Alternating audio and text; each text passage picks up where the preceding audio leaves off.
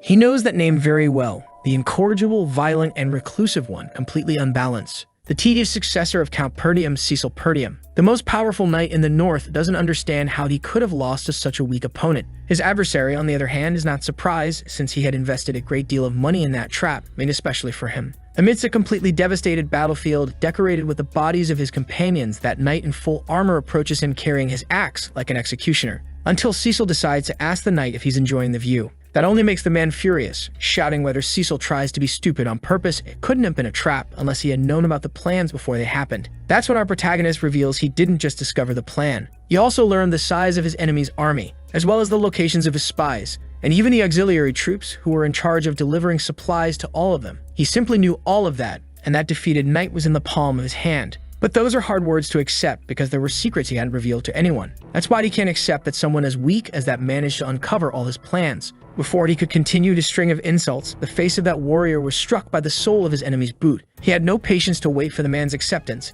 and told him to shut up. Throwing his helmet to the ground, our protagonist said he could be attacked as many times as they wanted, because he would win every upcoming war. Taunting his enemy, he asked if he knew why that would happen. And before he could answer, the boy said it's because he always has a plan. A year ago, life was unfolding normally around the territory of Perdium, within the kingdom of Lithuania. That was when the boy woke up, still very confused, staring at his own hands, not understanding what was happening. The biggest surprise wasn't waking up in that bed.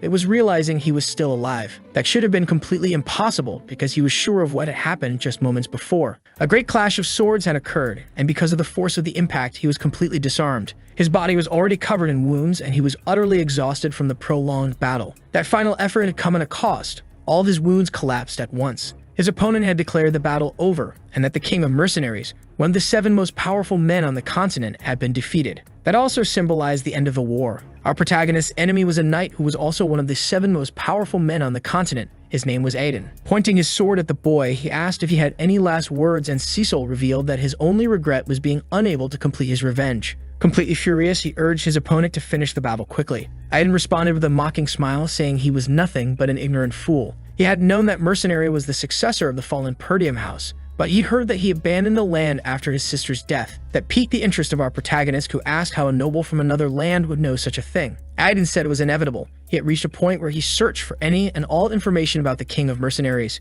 Besides that, he had also allied himself with Duke Delphine to completely destroy the Perdium family. That shocking revelation filled our protagonist with overwhelming stress. He never imagined that there had been a collaboration among nobles to bring down his family. The Duke wasn't solely responsible. Aiden said it would be a waste of time to explain it all to someone who was about to die, so he would put an end to this story. But those few words reignited Cecil's spirit, and he began to shout that he would never forgive that man. Ignoring his threats, Aiden said that Dying Knight could do as he pleased. Then, promptly performing a height reduction surgery on the boy, he left him precisely 1 head shorter. It's all of that Cecil now remembers. It all happened just minutes ago, but now his neck is completely intact. His thoughts are hazy, and he begins to wonder if it was all just an illusion, also noticing that he looks much younger. Suspicious and glancing around, he thinks he might have been captured by mages and used as a lab rat, deciding that he'll make those arrogant fools regret what they did to him. That's when someone else entered the tent. It was a familiar voice asking what had happened to the young master. Ricardo, a soldier from his household, knew the young master was already up and asked if he was planning to leave now. But that soldier was soon caught off guard. The young master had a sword pointed at his throat. Cecil said he would let him live as long as he answered all his questions, making it very clear that the soldier should be fully committed to answering them. For a moment, the soldier looked worried, but it didn't take long before he stopped taking any of it seriously. With an exaggerated reaction, he said this was over the top even for the young master, and it was starting to get ridiculous. Cecil couldn't understand how the soldier stayed so calm even while being threatened. His composure left the boy confused. Pushing the boy aside, the soldier said Cecil had fallen asleep after throwing a massive tantrum, which confused our protagonist even more. Touching his own neck, making sure there wasn't a scratch, Ricardo asked if the boy had forgotten what he did. He had insisted on leading the attack against the orcs. All that information left Cecil increasingly confused. He couldn't believe he had thrown a tantrum. That was simply absurd. But Ricardo told him to gather his things quickly, because he'd be waiting outside. Still confused, the boy asked where they were going, and the soldier said there was only one possible answer. They were heading back to Perdium territory. That's when Cecil finally began to realize what was happening. His family's land. Even in his confusion, he remembered how things turned out, and grabbing the soldier's shoulder, he asked him to say that one more time. He wanted to know if they were really heading to the territory that had once been completely ruined. After a brief conversation with the soldier, Cecil climbed to the top of a hill, able to see with his own eyes the lands belonging to his family. There was no doubt, That land belonged to his family, but everything was perfectly well maintained. He had seen it completely destroyed with his own eyes. Ricardo approached him quietly and whispered, asking if the young master was all right. He knew they were poor, but the boy shouldn't say things like that about their land, that it was ruined or he might provoke his father's wrath. Cecil immediately pinched his own cheek, trying to figure out if he was dreaming. As he heard his own face and became sure this wasn't a dream, Ricardo watched him with concern. The young master seemed completely out of sorts. The boy looked much younger, and his family's lands were still as they were always meant to be. That could only mean that somehow he had returned to the past. When he was a child, Cecil resented his family for being poor. With very immature behavior and a deep inferiority complex, he often caused shameful scenes, to the point where even his own family began to avoid him. One day, he abandoned his homeland because he couldn't handle the constant criticism anymore. Years later, he became a mercenary. He survived countless battles, gradually built his reputation, and honed his skills, until he returned to the lands that once belonged to his family. But when he arrived, everything had been completely destroyed. That was the day he realized he had lost everything he once had. Despite those vivid, real memories, everything was still perfectly preserved, and the precious people living on that land were still alive. It was almost ridiculous to think he had been sent to the past. He could barely contain the happiness he now felt, realizing it was all real. But the boy's good sense told him it was still too early to celebrate. As Ricardo had said earlier, they were there to face orcs, and he could never forget that day. Because when twilight came, most of the soldiers from that land would meet a violent end. Cecil had wanted to join the soldiers because supposedly only 3 creatures had been sighted, which made him believe he could lead the troops without issue, even with little experience. But the reality was completely different. More than a dozen of those hideous creatures appeared, wiping out nearly all the soldiers, all because the boy had stubbornly insisted on leading them. Those creatures didn't have a clear strategy, so defeating them was still possible. The problem was that no one would listen to a spoiled boy on the battlefield. Before he could think of a way to execute his plan, a loud explosion was heard in the camp. Part of a tower had just been blown into the air. It landed a few meters in front of our protagonist, scattering its debris everywhere. It didn't take long for the troops to start shouting, trying to warn what had descended upon them: orcs. The creatures were advancing into the camp. Cecil didn't expect it to happen so soon. The creature's charge was far too fast. With no containment plan in place, the orcs began slaughtering the soldiers, almost like travel agents offering one-way tickets to the afterlife. That's when the leadership among them gave an order to the troops. They were to form up immediately. That knight's name is Skovin, and he's the commander of the expedition. He told the soldiers to stay calm as they needed to take up defensive positions. But chaos had already taken over the battlefield. The orcs had turned into butchers. Skovin hadn't been expecting anything like this. He realized they had been ambushed and there were many more creatures than had been reported. At that pace, it was only a matter of time before they were all defeated. In the heat of battle, someone called out to the commander. There was a warning. He had to look behind him immediately. His life was in danger. Even knowing what was about to happen, there wasn't enough time for him to react, and the one who gave the warning had to take action. Our protagonist's hand grabbed the commander by the shoulders. Managing to throw him out of reach, he pulled the man away from the creature's blade. Skovin saw everything that had happened, but still couldn't believe it. It was the young master standing on the front lines of the battle. But even more unbelievable was what he had done, intercepting that attack with his own blade. Before the monster could react to the strike, its arm was hit. Certainly, more than the pain the creature felt, the shock from the commander and his troops was even greater. The orc began to roar in rage, realizing what had just happened, until its massive body crashed to the ground. The wound was more than it could bear. Cecil began to lament the fact that he still couldn't use mana. Things would be so much better if he had been sent even further into the past. Walking calmly, he approached the commander, who was still on the ground, thoroughly confused by what he had just witnessed. The boy extended a hand to him and asked to be given something. Skovin had no idea what was being asked of him, until Cecil was clear. He wanted the right to command those troops. Skovin immediately composed himself, thinking that request was completely ridiculous, even coming from the young master. He quickly stood up and said he wouldn't allow it, leaving Cecil frustrated. The commander said this wasn't a game, and he couldn't hand over command to the young master in the middle of a situation like that. Cecil knew this wasn't good. The problem was, he would have had the same reaction as the commander if their roles were reversed. No one could trust a spoiled kid. As soon as they finished speaking, another orc approached them, ready to finish what the first one couldn't. Skovin was deeply concerned for the hare, telling him to get back, he would handle it. But Cecil ignored those words and raised his sword aggressively, saying the commander had left him no other choice. He hurled the blade with such force toward the creature that the commander had to dodge it. Skovin immediately grabbed the boy by the collar, demanding to know if he realized what he had done. That was incredibly dangerous. But he realized when it just happened. Looking behind him, he was once again speechless, because the sword had struck the orc's skull with precision. Even with such a severe wound, the creature still twitched in pain, until his body finally succumbed to the extent of its injuries, collapsing lifelessly to the ground. Scoven was trying to understand what had just happened. The boy had struck a vital point on the creature. Cecil approached the commander once more and asked if he knew what was most important in a battle. Before he could hear the answer, it was clear that all the soldiers around were terrified. Cecil said no one wins a fight while drenched in fear. You need to have an unshakable fighting spirit. Then the boy began to run toward his sword, and as soon as he picked it up again, he dashed straight into the eye of the storm, where the fun was happening. With long strides, he quickly reached the creatures that were overwhelming his army. To the surprise of all the soldiers, he had landed atop one of their heads, ending its life with the edge of his blade. Scoven also witnessed everything from the front row, and like his soldiers, he didn't know what to say. Cecil pulled his sword from the creature's head and began provoking the ones still alive, telling them to come at him. The boy promised he'd finish off every last one of them, leaping once again into danger. With precise strikes, he hit those monsters while dodging deadly blows, performing a wide range of unanesthetized surgeries. Scoven began asking himself if he was dreaming. He couldn't move nearly as fast as that boy. The only difference was that the commander could use mana.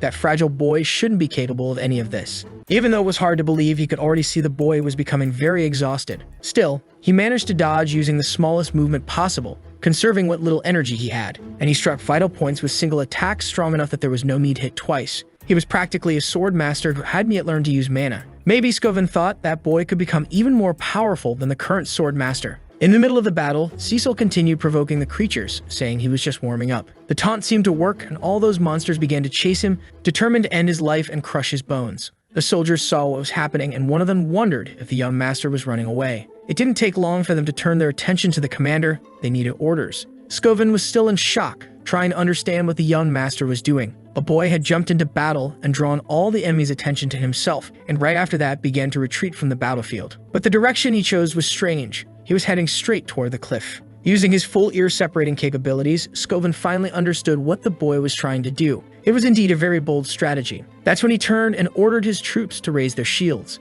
because all of them were going to follow the young master's path. Meanwhile, the boy was fleeing from the creatures like he was a fentanyl pack escaping from addicts. He knew that if the commander was a capable strategist, he'd already realized what was happening. Cecil would love to finish off those creatures with his sword, but his body was so weak now he was close to collapsing from exhaustion. But he was sure, now that he was positioned at the edge of the cliff, that his family's soldiers would do their part of the plan. The boy was completely surrounded and the orcs were pressing in closer. That's when the creatures sensed something happening. All the soldiers now carried shields and spears, advancing rapidly toward the monsters. Seeing this, Cecil gave a faint smile. His plan had been understood. Now he could jump off the cliff without worry, because soon the soldiers would begin to act. The commander had already given the order to all units. They were to push all the creatures off the cliff. The soldier line managed to push the monsters. Even though they were strong, the soldiers' strategy prevailed. The commander kept encouraging his troops, until finally they managed to shove every last one of them over the edge. The orcs fell to their doom, while the boy clung desperately to the edge of the cliff, stating that the battle was finally over. The soldiers sighed in relief.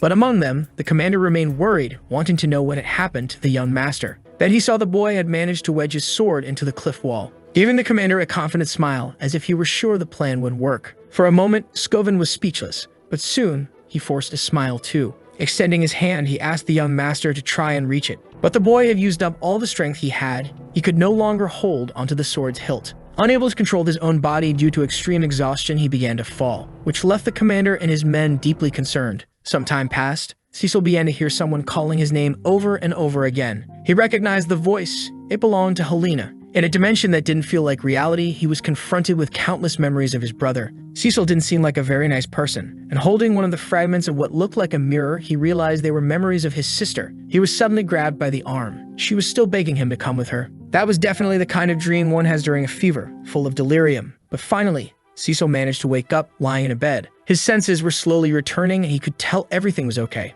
Even if he didn't know how they managed to reach him, he was alive, and that was what mattered most. As he tried to sit up in bed, he began to remember that confusing dream. It was so vivid, it didn't feel like a dream at all. But before he could keep dwelling on his thoughts, his body sent him an instant message. Everything hurt, and in the end, it was his fault for pushing himself past his limits, especially since he still couldn't use mana. The sound of him moving in bed alerted someone outside, who entered the room to speak with the young master. With a big smile on her face, it was clear the woman was relieved that he had finally woken up. Cecil looked at her in surprise. It was Belinda, one of the maids of his household. Placing a basin on the table, she said the young master had no idea how worried she had been, reminding him that she had warned him the soldiers could have handled that problem. Before she could keep talking, Cecil got out of bed just to hug her. Belinda was confused and asked if something was wrong with the young master, wondering if he had done something wrong again. but the boy said he was just happy to see her again. She had been his personal tutor, always by his side no matter what trouble he got into. Cecil always felt relieved knowing she was there for him. But after his family's land was destroyed, she vanished as well, and he was never able to find her again. He never thought he'd be reunited with her in this lifetime, but Belinda said they saw each other every day. Still holding her, Cecil thought he should tell her the whole truth, so he asked her to listen closely to his words.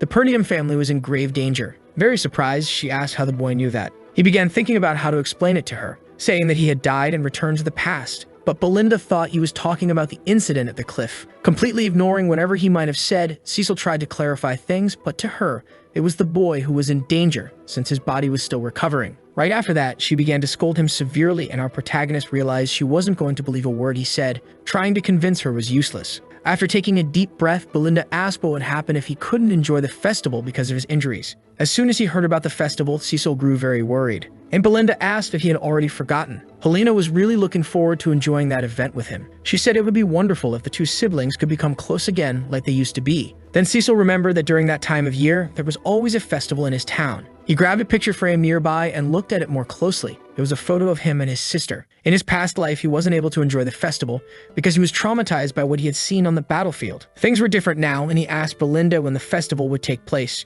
She said it was in 1 week. Now the boy had a sense of his time limit, because there was one day in particular that changed his life forever, until someone opened the door and asked if Cecil was in there. The memory he had of that day had haunted him for his entire life. He remembered Helena begging him to go with her to the festival, and the person who entered the room was his sister. In 1 week, she would lose her life. The moment he saw his sister again after so many years, Cecil ran over to hug her. Belinda was so caught off guard she didn't know how to react either. Helena was immediately confused and thought her brother might be playing some kind of prank. Still holding her, Cecil said he had missed her. Helena began to find the whole thing repulsive and pushed her brother away. Cecil felt that the push actually hurt a little and began wondering if his sister had always been that strong. Helena said she only came because Belinda asked her to, but she made it clear she wouldn't forgive her brother so easily, and the boy had no idea what she was talking about. Then she reminded him of what he had said to her, to stay far away because even the sound of her breathing annoyed him. Cecil couldn't believe he had ever said something like that. He knew he hadn't been very close to his sister in the past, but hearing that made him realize he had truly been despicable, so he apologized to her.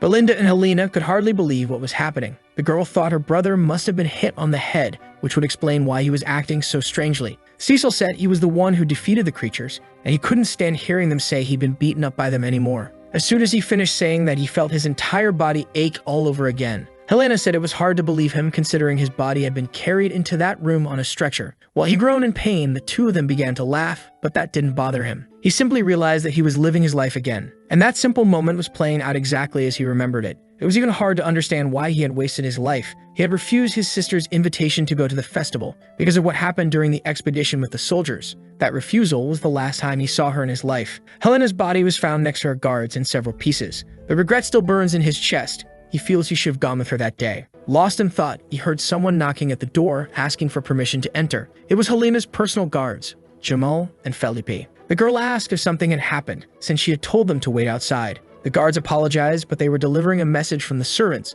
Helena needed to supervise the festival materials. Cecil wondered why his sister was in charge of such a task. Belinda said he'd know if he paid attention, and if a noble had to do something like that, it meant the workforce in their territory was running short. He can't imagine things had really gotten that bad. As his sister left to handle the task, he realized how awful he had been in the past. He hadn't cared at all about what really mattered. Determined to live a different life, he said he helped too, which caught his sister by surprise. Helena looked back, visibly worried. Her brother had changed a lot. Belinda had the same reaction, and now both of them were really starting to believe the boy must have hit his head somewhere. Once outside the house, they headed to the town square, where the festival would take place. The presence of our protagonist made everyone around feel uneasy. Helena told him to leave, saying he was only getting in the way. But the boy insisted on trying to help her. Helena said the best help he could offer was to walk away from the square. Cecil knew his sister's body had been found in the alleys not far from there. She was surely lured or dragged away against her will. To prevent that from happening, he needed to understand what was going on inside the castle. While being pushed by his sister, one of the guards approached the boy to speak with him. Cecil immediately recognized the man's voice. It was old Fergus, who, breathing heavily, said he was relieved to see the young master safe. As a loyal knight, he had come as quickly as possible after hearing that the boy had been beaten by orcs. Cecil asked him not to bring up that subject again. To Helena, that was the perfect opportunity. She asked the knight to take her brother back to his room since he'd been acting strange ever since he woke up. Cecil thought to himself that his reputation was definitely a problem. Since he couldn't change much of what he was living right now, he decided he'd gather more information throughout the week. Turning to Fergus, he asked about the training hall in the castle and requested to be taken there. The man was surprised. He had no idea what the young master intended to do. Then Cecil told him he was going to start training. Having known the young master since he was a child, the old man couldn't help but be very surprised. Agreeing to the boy's request, he showed him the way. As soon as he arrived at the hall, Cecil was amazed. The whole place was very well maintained. It was truly impressive. He realized he'd be able to train there without any trouble. Back in his days as a mercenary, he had never dreamed of having a place as good as that. Fergus said he had kept the place in great shape, hoping that one day the young master would want to use it. He thought the boy had strayed for a while, but he always held hope that it wouldn't last forever. Cecil realized that even in his past life, that man still held on to hope, in a way that made him feel deeply embarrassed. He wished that old man could live a long and peaceful life, because dying is no pleasant thing. Fergus smiled at that remark, as if the young master had already lived a long time. Cecil said he was as sharp as ever, claiming he had died and come back to life, but Fergus politely asked him to stop with such nonsense. The boy dismissed the knight from the room, saying he would begin his training, and Fergus assured him he would remain nearby. In his first life at that age, he thought everyone around him was his enemy, but now he realized he had just been a fool. Now the boy had 1 week to put part of his training into practice. The son of another noble family had been blamed for what happened to his sister. That ended up forcing a territorial war between the two families, which triggered the beginning of their downfall. In other words, Helena's death was the spark that led to a major catastrophe. But now the boy would do everything the right way, and it would all begin with his training. He needed to strengthen his body. The problem was that he didn't have much time to explore. At the very least, he needed to master mana. This was a supernatural resource that allowed humans to push past their physical limits. Most people struggled to sense that energy, but even in the chaos of battle, Cecil had been able to train his mana. The secret was to gather every particle from the air and compress them into a large orb. Cecil had survived thousands of battles. Creating a mana core was far from the hardest thing he had ever done. It was no surprise he became one of the 7 most powerful men on the entire continent. In his past life, he had come across some interesting notes that inspired him to develop his own technique. Cecil discovered he could add more than 1 mana core, and even under these conditions, he was reaching his 3rd. All humans are born with them. The secret of his technique was to unite all of them. This increased his power greatly, but his body was soon overwhelmed by pain. Completely overloaded, blood began to flow from his mouth and nose. After that training session, he realized that 3 was his current limit. In his past life, he had managed to create 5. That technique allowed him to generate explosive and devastating power, but it consumed enormous amounts of mana. In fact, that was one of the issues that led to his defeat in his previous life. He had faced that enemy already drained. If the circumstances had been different, Cecil wouldn't have lost. The technique he created had always been unstable, but it would be useful now, because time and youth were on his side. Aiden would be the one eliminated when they met again. He would make sure that Duke Delphine and all who hid in his shadow would be completely crushed by his hand. Finally, the day of the festival arrived. Our protagonist had spent all that time training, and now he was getting dressed with a sword at his waist. Unlike the people walking around to enjoy themselves, he had a goal in mind. When Helena saw him, she was very surprised. She hadn't expected her brother to actually show up. Even though he had come to the festival, she was certain he wasn't okay. Cecil told her that everyone in the territory should enjoy the festival. Helena said he had been acting strangely and heard that all he'd done over the past week was train. Cecil asked her if it was such a problem for the heir of a knightly family to be training, and the girl said he had never cared about that in his entire life. She even said their own father was incredibly annoying and should hurry up and pass on his noble title. Hearing that, Cecil was overwhelmed with shame. Even though he was acting differently, Helena said she preferred this current version of him. It was as if he had returned to being who he always was.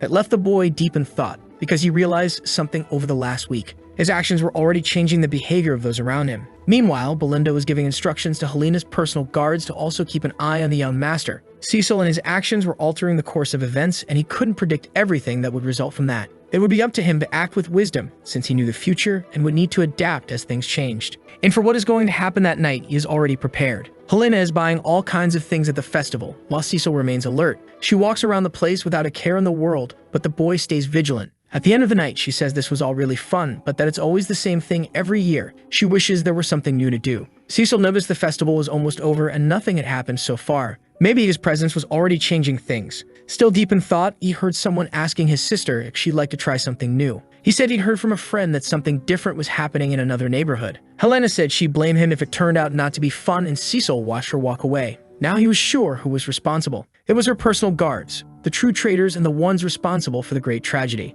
Those two had been in charge of protecting her ever since Helena was a small child. They were the most trusted people around her. In the past, it was said they had died trying to protect her, but the boy realized they were involved. They were definitely traitors. Cecil followed them too, and the guards claimed they had finally arrived at the location. They were in a dead-end alley, and there was absolutely nothing in that place. Helena even tried looking around, but there was nothing, and on top of that, the place was filthy. One of the guards said things weren't ready yet, but he was sure the festival would soon begin there. Helena told him he was being ridiculous. It was obvious nothing was going to happen in that place. After examining the surroundings, Cecil realized what was really going on. It wasn't a dead-end alley. The streets that could serve as exits had been completely blocked off. This was clearly a setup. Before he could do anything, Helena grabbed him by the arm. She wanted to leave, saying this must be the wrong place. One of the guards tried to get her to wait just a little longer. Once again, Cecil couldn't understand how his sister was so strong. He asked if she had been secretly training. Without noticing, Helena bumped into one of her guards who was blocking her path. He said they should wait just a bit more. Since Philip was being more assertive, the girl found his behavior strange.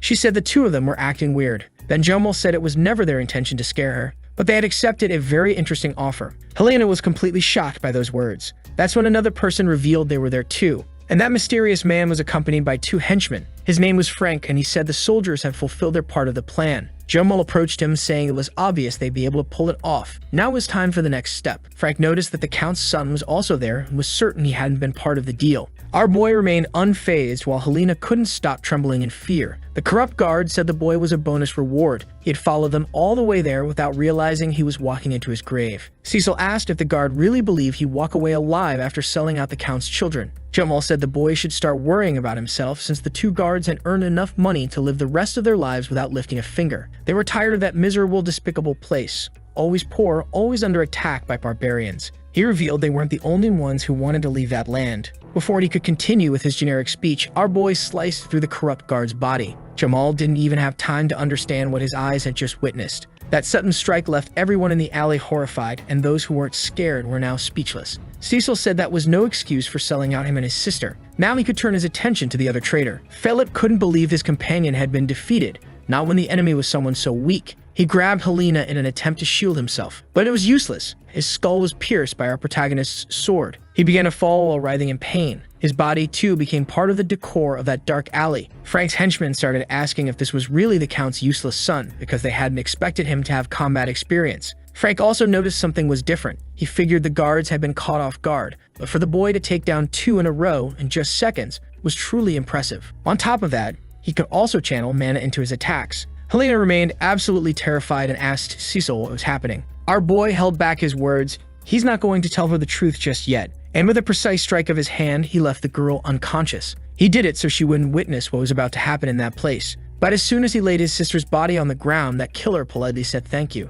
because they were going to eliminate the guards too, and he said the boy was very different from the rumors. With a pipe in his mouth, the man with glasses asked if Cecil was hiding his true abilities. And with a sword in his hand, our boy said that the answer to that didn't matter. But he was already thinking about his strategy to defeat three enemies. Those henchmen weren't that dangerous.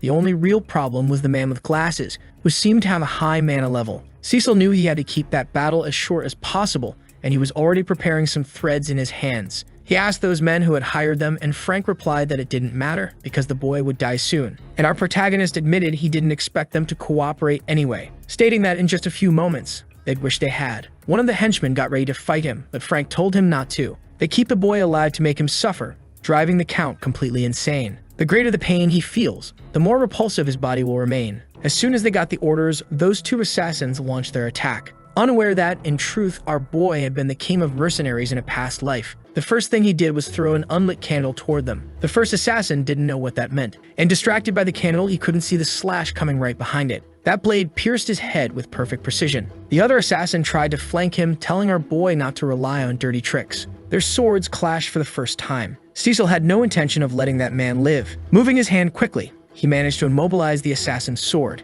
Now disarmed, he wouldn't be able to block a blow from Cecil's sword. And so yet another person had their height forcibly and irreversibly reduced. As soon as he finished off the second, Cecil realized he had to stay alert, because Frank tried to strike immediately, aiming for his blind spot. If it weren't for the boy's skill, he wouldn't have been able to defend himself in such an unorthodox way. Even the assassin was impressed by that display. He was sure he completely masked his presence. It didn't take long for him to realize the boy had taken the offensive again, launching a slash that nearly hit his head. Frank managed to dodge it, but lost his pipe and nearly lost his neck. Since the two were close, the assassin counterattacked immediately. But Cecil, now wielding two swords, managed to block the blow. Frank said that was truly surprising. If he had less mana, his head wouldn't still be on his shoulders. Cecil was deeply frustrated knowing he'd landed the hit, but his opponent had blocked it using mana. Frank said he had no idea how the boy had learned such a strange fighting style, especially someone so young. And maybe he'd never get the answer, since the boy would die that night. Sounding quite confident, Frank said he wouldn't be defeated by someone with less mana than him. And that place would become our protagonist's grave. Even under pressure and facing all those threats, the boy kept smiling, which made the assassin extremely uneasy. And distracted by it, he didn't see that our boy was preparing a leg strike, landing a brutal blow to the assassin's face. The impact was strong enough to throw him back a bit. Now with his glasses broken, Frank adjusted his hat and said he wouldn't be defeated by someone with low mana. But just as he finished saying that, he began coughing up blood and not understanding what was happening. It was such profound agony that it was enough to put him out of the fight. Everything had happened so fast he couldn't tell what exactly had hit him, but the weight of those blows had clearly increased enough to break through his mana defense. Cecil calmly approached him, saying that in the past he didn't know his sister had been murdered by someone, and now he knows exactly who's responsible. And in a threatening tone, Cecil said he would make sure he paid for it, as he began to unleash the power of his third core. After destroying his own underwear in the chaos, Frank began asking how that boy had managed to increase his mana so quickly. The answer came in the form of two sharp, dangerous swords. The assassin realized he couldn't keep up with that speed. Even so, he did everything he could to prolong his life a little longer. But his efforts were already reaching the limit while the boy kept pressing harder. It wasn't easy to deflect all that power. To him, it was starting to become ridiculous. His hands were throbbing just from blocking those strikes. Even if he could amplify his own mana, the boy shouldn't be able to deliver such heavy blows. The assassin had never heard of any technique capable of producing something like that. It was as if he were facing a completely different person. Prepared to block another strike, the assassin positioned his sword, but forgot to tell it that it needed to stay intact. That's how our boy managed to land the first cut on that disgusting creature's body. The first one that actually made him feel pain and regret being in a place like that. Determined, Cecil pushed forward with his blade to finish the job, executing a piercing attack that couldn't possibly be blocked. It made the assassin writhe in pain, spitting blood violently. But before he could hit the ground, Cecil pinned him against the wall with his forearm. With the situation under control, he said he'd continue from where he left off. While keeping the assassin under his grip, he asked once again who had hired him. As a last resort and desperate to turn the battle around, the assassin tried to use a hidden dagger, trying to at least take the girl's life. He was already prepared to throw the blade. That's when he felt something strange. It was as if his hand was tied to something. Cecil suggested the assassin should stop trying those stupid tricks.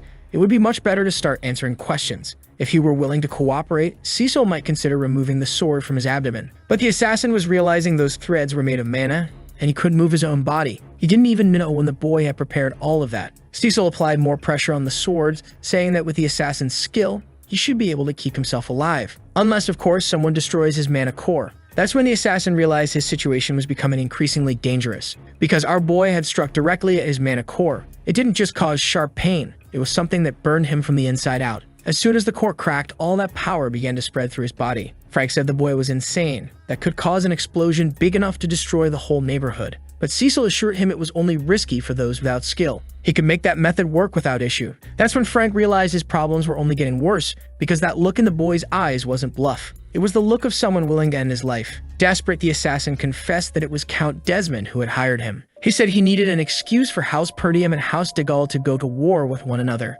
Cecil still tried to confirm the information, though he already felt like he had found the answer. Because in his past life, Duke Delphine always left the dirty work to less powerful nobles under his influence. The boy asked if that was why the assassin had come to kill his sister, and the man confirmed it. Now that he had all the information he needed, Cecil drove the sword even deeper into the man's abdomen. Frank panicked. He thought the boy had promised he would let him live. Cecil found it strange that the assassin was suddenly afraid of death after taking the lives of so many innocents. Since the situation was already irreversible, the assassin started to smile. His death wouldn't change anything. He had made sure House de Gaulle would have a reason to go to war, and no one would believe a useless boy like him. Soon the territorial war would destroy the boy's whole family. Tired of listening, our boy smashed the man's face, telling him he had something to say, that he had already died once. And now, everything was going to be completely different. With his mana core already at the limit, the assassin began screaming louder and louder. Far from there, the fireworks show lit up the sky, and our boy had finally finished settling those problems. Those who posed a threat are no longer alive. Cecil looked back once more, realizing that his sister was still unconscious but safe. With no strength left in his body, he let his sword fall. At last, he could feel some relief. The problem was that he had pushed his body too far. The pain from his technique started to set in. Collapsed on the ground, the boy began to vomit. Back when he was a mercenary king in his past life, using 3 mana cores wasn't difficult. He refused to lose consciousness in a situation like this. Making his way to one of the nearby buildings, he came across some abandoned bodies. He knew about this from his past life, and based on what the assassin said, these must be his other victims. That was the son of Count Diggold. He and his guard had been taken out, it was all part of the conspiracy against Cecil's family. As soon as word spread about what happened there, a massive territorial war would erupt. Cecil realized he got to get rid of the bodies. Setting the building on fire, he was determined to change the course of events. With his sister on his back, he began making his way home, unaware that he was being watched by a mysterious figure, who vanished from sight the moment the boy continued on his path. The mysterious man is already being interrogated. The assassination had failed, and they wanted to know why he couldn't kill a single girl. He was trying to explain himself to those nobles, saying it was all Cecil Perdium's fault. The nobles found this version hard to believe, knowing the boy was considered a lost cause. He was notoriously known for being completely useless, so much so that no intel about him was even necessary for this mission, making the excuse unacceptable. But the assassin confirmed that the boy was completely different from what the rumors claimed. As an eyewitness to everything that had happened during that battle, he told those men that the boy was a completely different person. He also said that nothing should stand in the way of a territorial war between the two houses and pleaded for another chance. Several of them began to scold him, saying he would fail again and that they had wasted too much time on this. The more impatient ones wanted to get rid of the man immediately, until one voice rose above the others, ordering silence. The man, exuding a menacing presence, asked if the assassin truly wanted a second chance. He promised that this time he would completely eliminate Cecil Perdium. When asked how he would do it, he said it would be through a duel, and he already knew the perfect candidate. These words intrigued the nobles. The assassin said the candidate's name was Cain Loges, notoriously known for his strength and muscular build. He was unmatched in terms of brute strength despite his young age.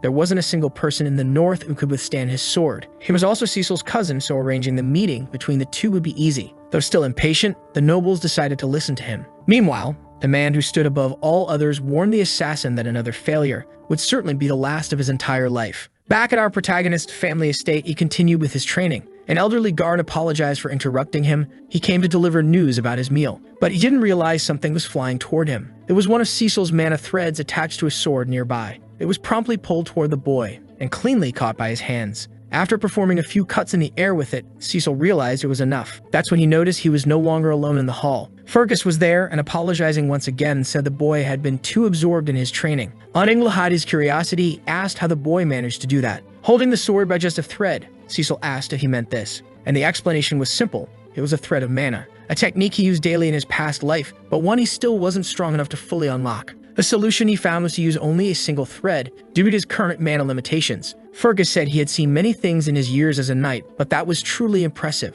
and unheard of. The old man knew the boy hadn't been able to use these kinds of abilities before and had even started training late. He wanted to know how Cecil was now able to do all of this, and our boy asked if he was bringing news. To his surprise, Fergus said he had come to thank him. Not knowing what for, the night was clear. He was talking about what the boy had done for Helena's life. Cecil said he shouldn't be thanked as he had only done what anyone else in his place would have done. Now they could leave and get something to eat. Because of what happened to Helena, the rest of the festival had been cancelled. That assassination attempt had been truly serious. Helena was sitting at the table, furious that no one believed her when she said her brother was the one who saved her. She told Cecil he should do something about it, but he didn't care either. People wouldn't believe anything he said. When Belinda found out that Nina's personal guards had tried to do such a thing, she was furious. Cecil had managed to change the first major event of his life. Helena was alive. He had prevented a large territorial war from breaking out, at least for now, but he was sure his enemies would continue trying. Alone, he wouldn't be able to persevere forever. He needed to build a force of his own. Thinking about this, he got distracted when a maid entered the room. To put his plans into motion, Cecil realized he needed to know how his family's finances were doing. What was served to him as a meal at that moment was just a piece of bread. Cecil looked at it, confused.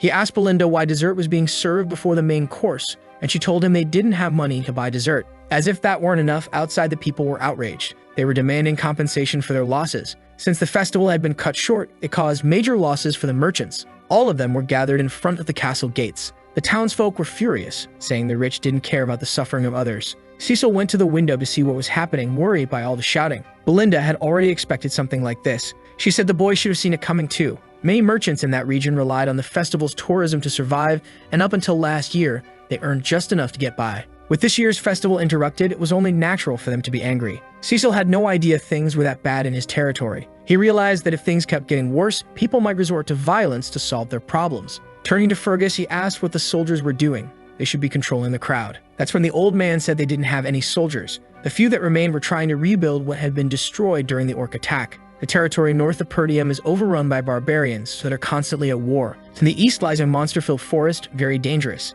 That land lacks not only money but also skilled labor. Cecil realized the situation was even worse than he thought. Grabbing Belinda by the shoulders, he said he needed to speak with her. He knew she was in charge of managing his allowance and said they should use that money to calm the merchants. That's when she revealed he wasn't receiving any allowance. Cecil asked why that was, and she explained the benefit had been cut off because he kept wasting money. The boy realized he had no funds available at the moment. He immediately tried to borrow money from her, but Belinda had nothing either. Now sitting on the windowsill, he began to reflect.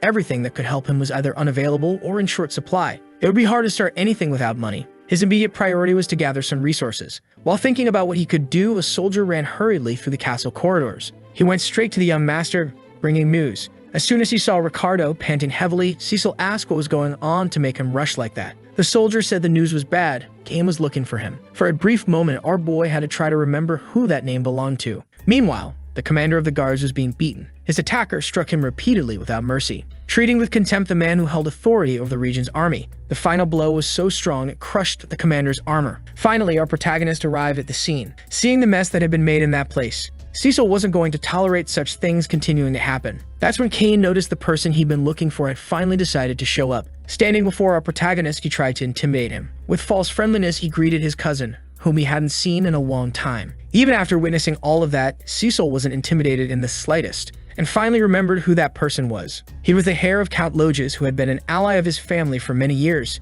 Cain Loges. In his past life, he was both his only friend and his enemy. Cain approached our boy calmly, stepping over the body of the soldier he had knocked down. Cecil asked Ricardo what had happened in that place. He said they went there because there was a public promotion going on, and they found Cain accompanied by one of his guards. They were asking if the rumors about the young master were true. Scovin began explaining exactly what happened. But before he could finish saying everything, Cain grabbed him by the face, thinking those words were nothing but lies. That's how everything had gone down in that place. Cain said his anger was justified because that old man was spreading lies about his cousin defeating orcs. So he decided the best course of action was to help the old soldier become clear-headed again. None of that would have happened if he hadn't chosen to tell those lies. Cecil realized that Cain wasn't there by coincidence, and besides, that was Cain's personality. He always treated Cecil as if he were his personal servant. Whenever he appeared on the lands of Cecil's family, he caused all kinds of trouble. No one was able to stop him. Even though he was troublesome, no one ever underestimated him. Practically the opposite of our protagonist, who had always been tormented by a sense of worthlessness.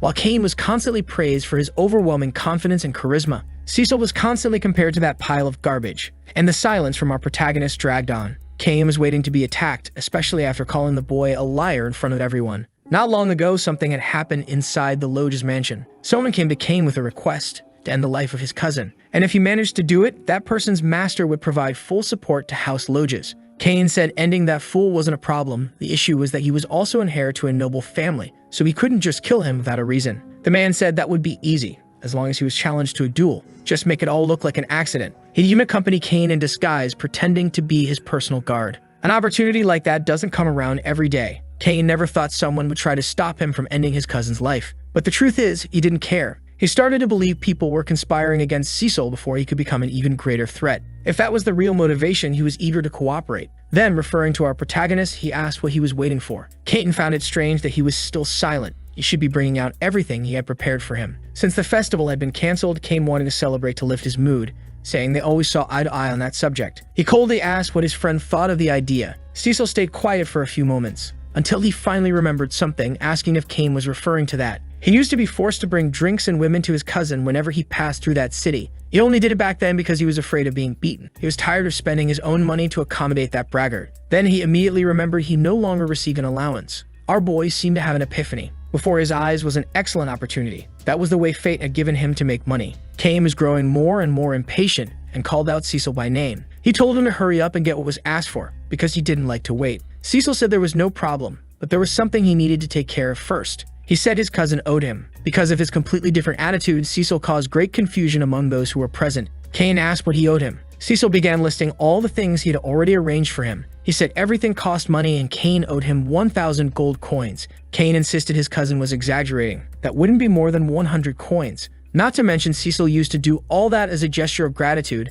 a tribute of friendship. Cecil replied that that wasn't a model of friendship. He had just been acting like one. Then he said Cain should hurry up and pay him before he got crushed right there, because Cecil said he needed money. The people watching that exchange between the two began whispering among themselves. Ricardo was already terrified. He was certain the young master had completely lost his mind. Cain finally decided to stand up. He didn't like receiving that kind of response from Cecil, just because he had been too polite. He said Cecil was deluding himself, thinking he had gotten stronger, telling lies about defeating knights. That's why everyone in the north said he was a lost cause. Cain prepared to strike our protagonist, who was patiently waiting for him to approach, dodging the blow as if Cain's attack were moving in slow motion. Because of what he did, the people were stunned. Cain tried to strike again, but his fists couldn't land on the boy. On top of that, Cecil counterattacked, crushing one of that jerk's ribs. Cain felt so much pain he would have soiled himself if there had been anything in his intestines, and his suffering wasn't over yet. Cain was hit a second time. However, he managed to shield his face from that second blow. Even though he was blocked, Cecil remained calm, because Cain fell to the ground right after,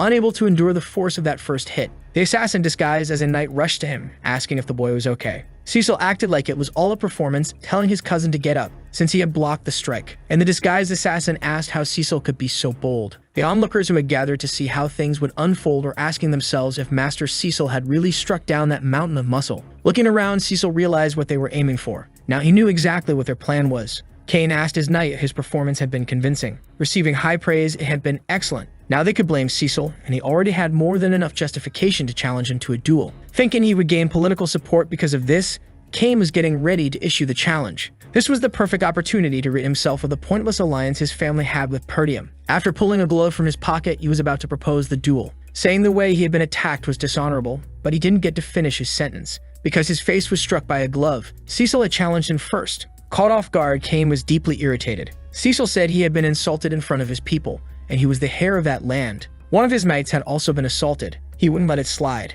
and asked if Cain was planning to back out. After burning with rage, Cain went silent, until he started smiling, saying his cousin really had always been a fool, but he never imagined he'd dig his own grave like that. Then he accepted the duel that had been proposed, saying he shouldn't be blamed if a boy loses his life in the process. Poor Cain, he has no idea he's about to be brutally beaten by the protagonist. Cecil immediately called for Ricardo. He told him to gather all the merchants who had been protesting at the castle gates that day, because there would be a great opportunity for them, one that could bring in a lot of profit. The sudden end of the festival had disrupted the entire town, but there were still a few tourists around the region. All of them were likely eager to spend their time and the money they had brought. Cecil was planning to hold a major event to entertain them. Standing atop an arena, he was surrounded by his people. A duel between him and his cousin was about to begin, stirring a wave of betting. Some were eager to see the useless heir get what he deserved. Outside, the merchants were also managing to sell some goods. Others took the chance to place bets. It was practically unanimous. Everyone betting believed Cain would win, and the mountain of muscle drove his sword into the ground, saying our protagonist was mocking that sacred duel. He decided to give him a warning. Even if he begged for mercy, his blade wouldn't stop. But our boy couldn't feel threatened by those words, because he knew very well that outcome was exactly what those bastards wanted. Now that the crowd had gathered around them, they could begin. That's when Cain's knight spoke up again. He didn't think this would turn into a real bet, so a few people asked what he meant by that. That's when the man handling the betting pool said no one had placed any money on the young master's victory. Cecil wasn't surprised at all. He hadn't had time yet to change his reputation, and people began saying that the useless one couldn't possibly win that duel. Betting on him was like investing in the impossible. Cain said that even the people of that land were against the heir of those lands. Someone suggested changing the bet. They wanted to know how long Cecil would be able to hold out. That's when a man placed a large sack of money on the table. It was the commander of the soldiers, saying he would bet on the young master's victory. Even though everyone doubted him, that gesture brought a smile to Cecil's face. That soldier wasn't the only one to place a bet. Helena and Belinda also came forward to bet on the young master's victory. This gesture truly surprised everyone, especially our protagonist, who had just asked both of them for a loan. The townspeople weren't expecting Helena to place a bet. Helena asked if that amount was enough, while Belinda said she tried to warn her about the risks of such a bet. The disguised assassin didn't seem pleased by any of it, while Cain claimed this was all just a waste of time. Cecil said that since he was the older of the two, it wouldn't be proper for him to attack first. Even so, he began drawing his own sword, showing he was ready to start the fight. He told Cain to come at him. The mountain of muscle assumed it was just provocation. Preparing to attack, he said no one cared whether Cecil was older or not. As soon as the referee began the match, Cain launched himself furiously at his opponent. That mountain of trembolone-fueled muscle came down on our protagonist like a meteor. Their blades clashed brutally. Cecil had to use every ounce of his strength to keep defending. Cain said there was no need to act like he had a reputation to uphold, and with a swift move of his sword, he nearly disarmed our boy. He also tried to strike him with the hilt, but Cecil dodged easily. Still, he had to avoid the follow-up attack as well, because his cousin was wielding that sword like a giant club. The spectators realized something. Cain only needed to land one hit to win. Cecil, on the other hand, didn't look the least bit impressed by what was happening. Belinda was starting to get very worried and asked Helena if they should stop it,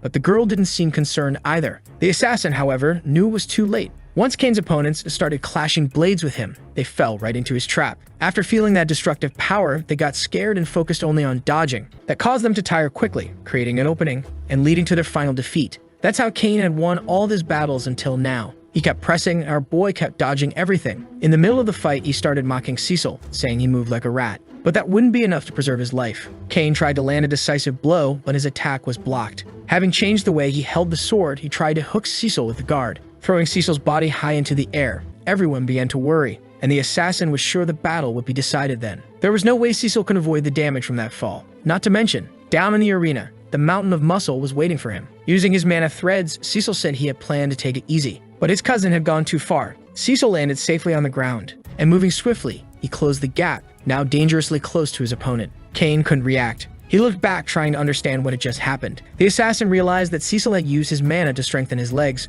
That's how he closed the distance. It had been only a small demonstration of his power. Cecil said his cousin used that crude technique to intimidate his enemies, but now he was going to help him understand the truth. Cain began to feel insulted by such a comment. Preparing to attack again, he said his cousin wasn't capable of doing anything to him. And before he could deliver his blow, Cecil kicked the hilt of his sword. While neutralizing that attack, he also managed to slash Cain's arm. Before he hit the ground, Cecil landed several more strikes. All of it only served to make the mountain of muscle even angrier. Even though his blows were fast, he still couldn't land a single hit on Cecil. This time, our boy managed to immobilize his enemy's blade by stepping on it. That gave him the perfect opening to deliver a clean strike. His movement was faster than Cain's reaction, and that blade sliced across his neck. Cecil remains completely calm, while his enemy's body began to show all the wounds it had accumulated. Several people were watching that duel, and now they're surprised by the turn it had taken. It's hard to believe Cecil has improved so much. Some are beginning to think he might actually win. From Helena's posture, it's clear she never doubted for a second. Even the commander of the soldiers started to smile. While the disguised assassin was busy destroying yet another pair of underwear,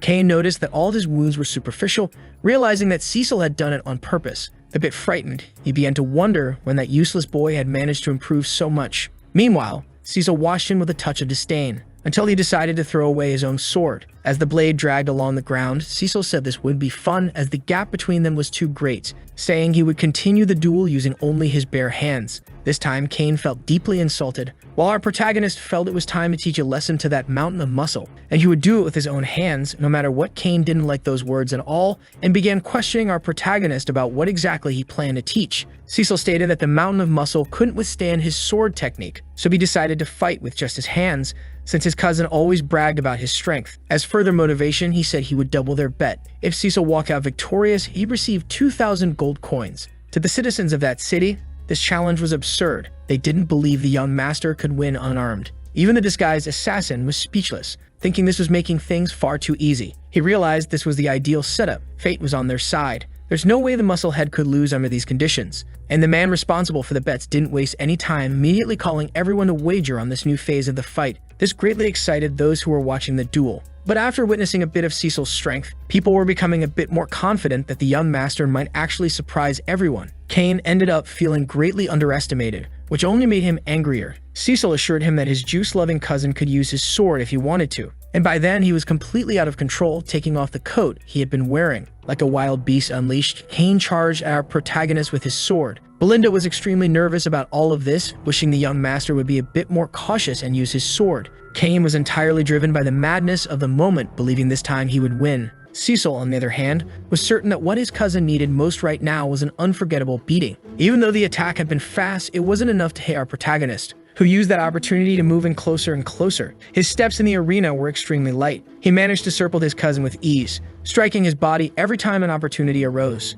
And this time, he wasn't going to hold back when hitting that idiot, taking advantage of one of those openings to land a powerful punch to his cousin's jaw. The result was exactly what you'd expect. Cain's head was thrown backward, almost knocked off his own body. Trying to recover from that blow, he had to lean on the ground, completely disoriented. Cain couldn't understand how his opponent was moving faster than him. Now that the giant had been brought down through sheer force, the people were amazed at the young master's skill. Maybe he really could win. Cecil ordered the mountain of muscle to get back up, saying they were only just getting started. And once again in this battle, Cain was consumed with rage, charging like a furious beast toward our protagonist. He tried to unleash upon Cecil every sword move he had ever learned. Not only did none of them land, but he also began to think that our protagonist didn't even have the courage to look him in the eyes. He had always done what he was told every time the musclehead had come to his lands. Now that same boy was the one beating him down so brutally. Cain believed he had to defeat him right then and there in order to secure his family's future. But the fight had taken another turn. One moment, Cecil was landing brutal hits. The next, Cain was taking even worse beatings.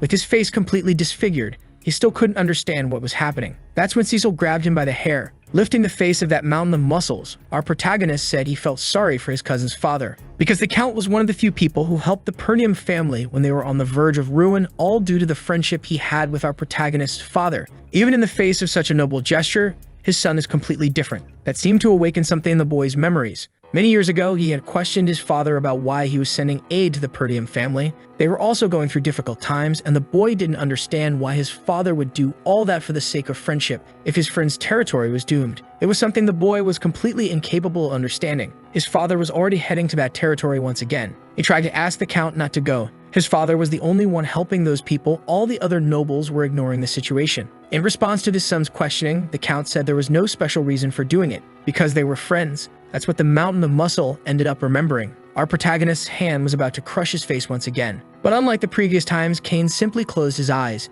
He didn't show any reaction. Surprised that he wasn't hit this time, Cecil said he hoped Cain had learned his lesson. Showing that his hand was extended to help him up, he asked his cousin to take it. For a brief moment, Cain tried to understand that gesture. Bowing his head, he realized he had been defeated in more ways than he could describe, announcing to everyone present that he had lost that duel. Even though the outcome had become predictable halfway through that beating session, everyone was still deeply shocked. Our protagonist's victory began to be celebrated because it didn't make any sense at all. Helena, Belinda, and the soldiers were also happy with the victory. The disguised assassin walked up to Cain, visibly furious. He didn't understand how that mountain of muscles had chosen to lose the fight over a small setback. He wasn't supposed to act like that. But turning his face away, Cain said he had no further business with that man. That only made the assassin even more outraged. That's when Cecil decided to approach him. He clearly had some business to settle at that moment. The assassin had no idea what he was trying to resolve. Loud enough for everyone to hear, Cecil said he would buy drinks and food for everyone there in Cain's place, which caused great embarrassment for the man. He said the offer was ridiculous and asked our protagonist to take it back immediately. But the boy grabbed him by the shoulder. It seemed the assassin still hadn't realized his situation. Cecil said that's what he owed for losing that duel,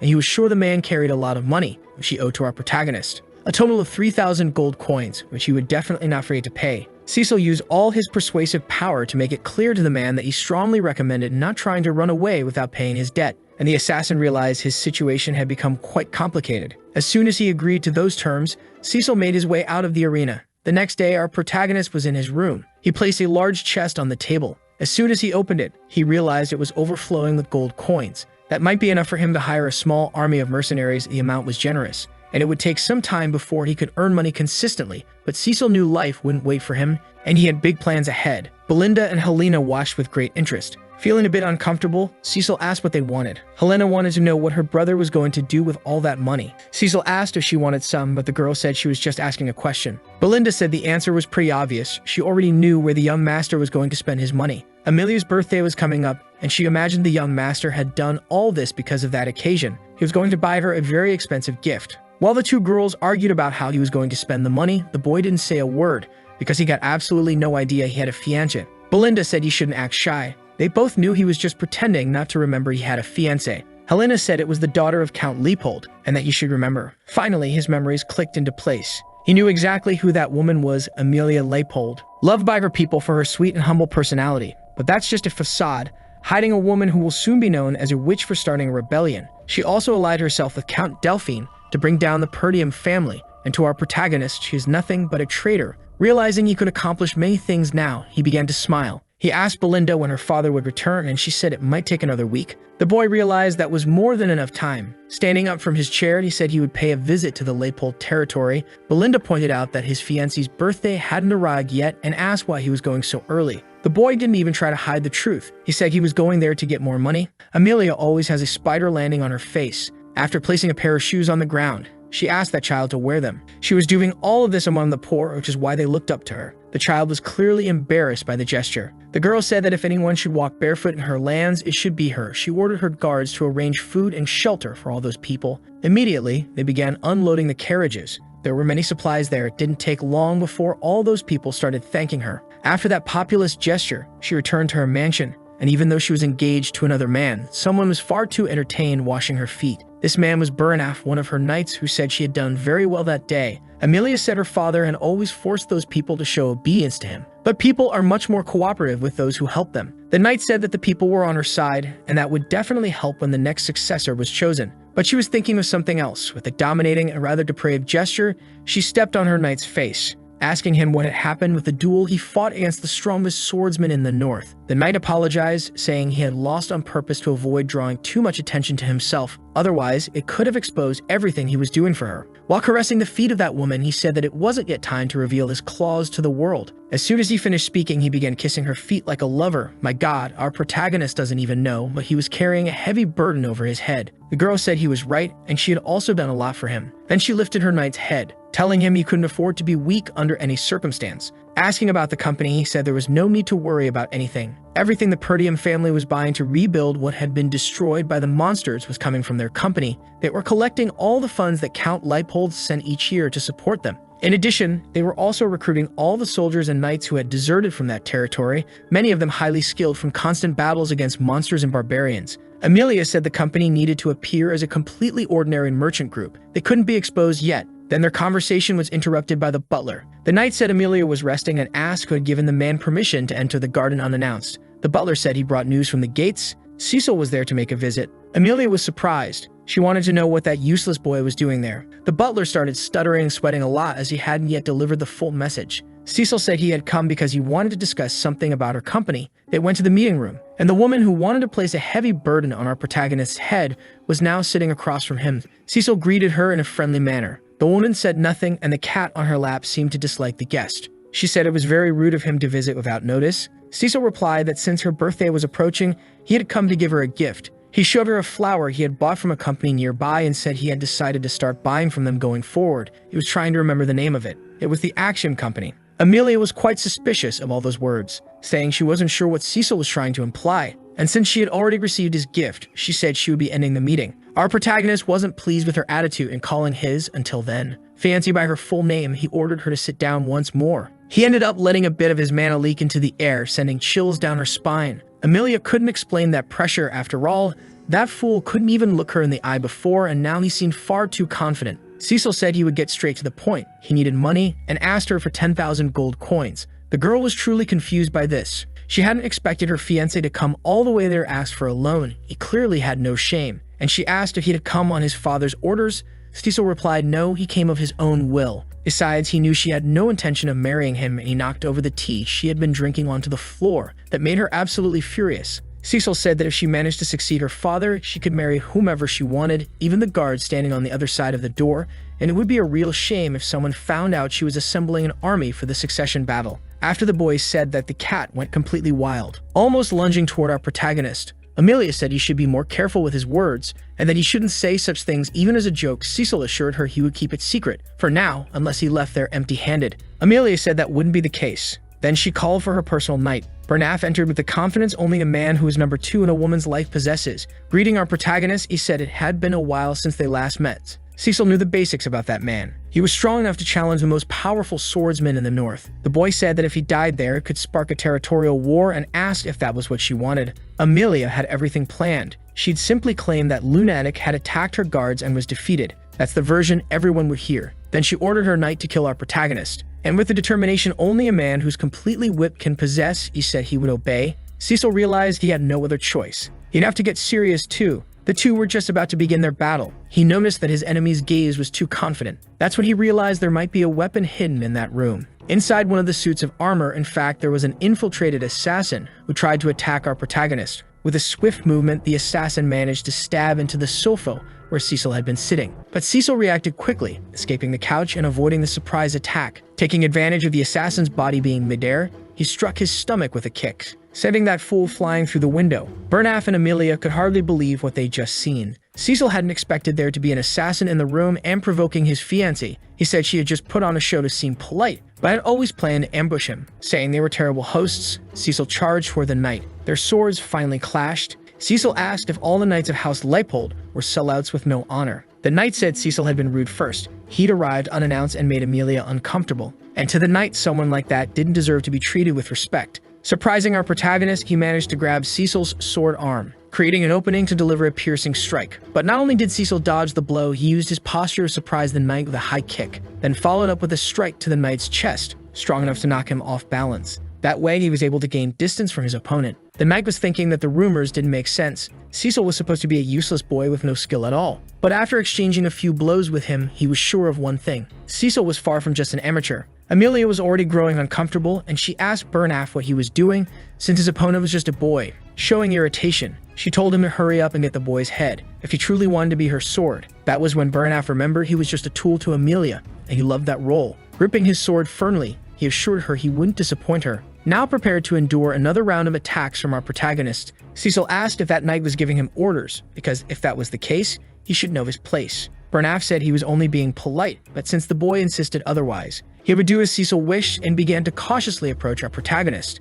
And in the blink of an eye, he closed the distance completely, ready to deliver a piercing strike. Cecil managed to dodge by a hair that was truly dangerous. In addition to noticing his enemy's speed, his face was superficially wounded by that thrust. And that knight still hadn't finished showing the extent of his abilities. The two began exchanging blows repeatedly, at incredible speed. Amelia was watching everything from the sidelines. She couldn't understand how her spoiled fiancé was holding his own against a trained knight. Even if it was surprising, she believed the outcome of that duel could only go one way, because her knight was still the one pressing the attack. However, in his last move, Cecil managed to lock his blade using the guard of his sword, landing a strike that almost cut the knight's neck. But that left his sword too far out of reach. And for the fourth time in this story, someone managed to block an obviously sharp sword with their bare body, protected only by a cotton or maybe linen shirt. Let's not forget that Cain once held the blade like it wasn't sharp at all. Bizarre. Anyway, the knight took advantage of the situation to strike, but missed once again. Cecil told him he had already seen that move before. Knowing his opponent's attack pattern, he was able to surprise him. The boy was shifting direction rapidly, but his opponent maintained his stance, avoiding being struck by the boy's kick.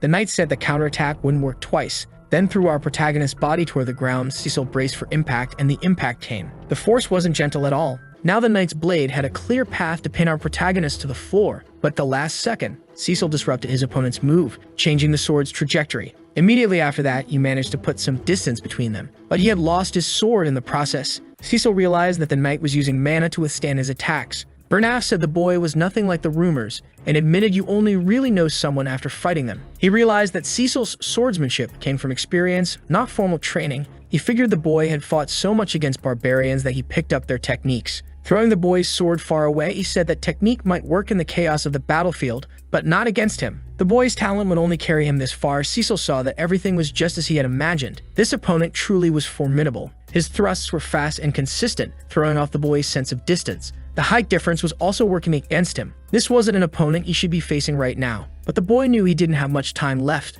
so he started using his mana threads. With a quick movement, he was already pulling his sword back into his hand, without the knight noticing. By the time Bernaf finally noticed the mana thread, the sword was already flying toward him. Luckily for the knight, the sword's guard hit his head. If it had been the blade, it would have been over. Cecil took advantage of the opening to close the distance with his opponent. Using the momentum of the movement, he landed a knee to the knight's face. Bernaf, dazed by being struck twice, had no idea what had just happened. Amelia fell into despair. She realized her knight was being defeated, because now, with his opponent wounded and confused, Cecil had a clear path to strike with his blade. The next attack was devastating. The knight barely managed to block it, but he was being harshly overwhelmed by the force of that impact. As soon as he regained his balance, he used his strength to throw the boy away. But Cecil remained completely focused on the fight and was already prepared to charge again. Bernaf realized things were getting dangerous and told Amelia to leave the room immediately, as he could no longer guarantee her safety. The knight had lost his patience. He wouldn't hold back anymore. Cecil said he'd been waiting for exactly that. It had been a while since he faced such an interesting opponent. Amelia picked up her cat and quickly left the room. But she was truly furious, feeling humiliated by what her fiancé had done. She also wanted to know who had leaked information about the company to him. There was no way he could know so much. Thinking about the recent rumors about him, she figured maybe he'd gotten lucky or someone had exaggerated the story. But after seeing him beat up her knight, she was sure it was all true. With that in mind, her expression grew increasingly cold. She was going to look for the knights she had hired. As soon as she reached the room where they were supposed to be, she found only bodies lying on the floor and a mysterious person. It was a woman, and she turned to Amelia, realizing she had arrived at that place. It was Belinda, who politely said it had been a while since they last saw each other. Amelia knew she was one of the Perdium family's maids, and before she could even react, she had been subdued by Belinda, who held a knife to her neck. Amelia realized she had become a hostage in her own territory. Belinda hadn't expected her to still have that disgusting spider in her mouth, so she pulled it out with her hands. She said that during the engagement ceremony, she overheard a conversation between the counts. Amelia had been teased by her brothers with spiders, so she turned against them by raising her own spiders. Maybe she was trying to overcome that trauma, or maybe she was just behaving foolishly. Either way, Belinda said it didn't suit her, then crushed the spider under her foot. After doing that, she told her to follow the orders she was about to receive. Cecil was still in the middle of his battle with that knight. The air in that rune had changed completely. That was definitely a significant amount of mana. Bernaf asked if the boy had really called him an interesting opponent. That's something a mercenary would say. He said he was sick of the boy calling himself a noble, even worse, thinking he was on the same level as Amelia. Cecil, come on, you're the noble here. The one who doesn't understand his place is the knight. He's just a knight. The two were about to clash again. Moving like lightning bolts, their swords collided once more. The knight said the boy was an insult to nobility, launching a series of rapid thrusts at him. Cecil had to push his skills to the limit just to keep up with his opponent's precision. Because of those consecutive strikes, he was under heavy pressure. Indeed, that knight wasn't holding back anymore. Making a quick motion with his blade, Cecil told his opponent to slow down, managing to parry his last attack and preparing a counterstrike aimed straight for the knight's head. But his speed was truly impressive. He repositioned his hand quickly, blocking the protagonist's strike. With great skill, he was parrying all of Cecil's attacks.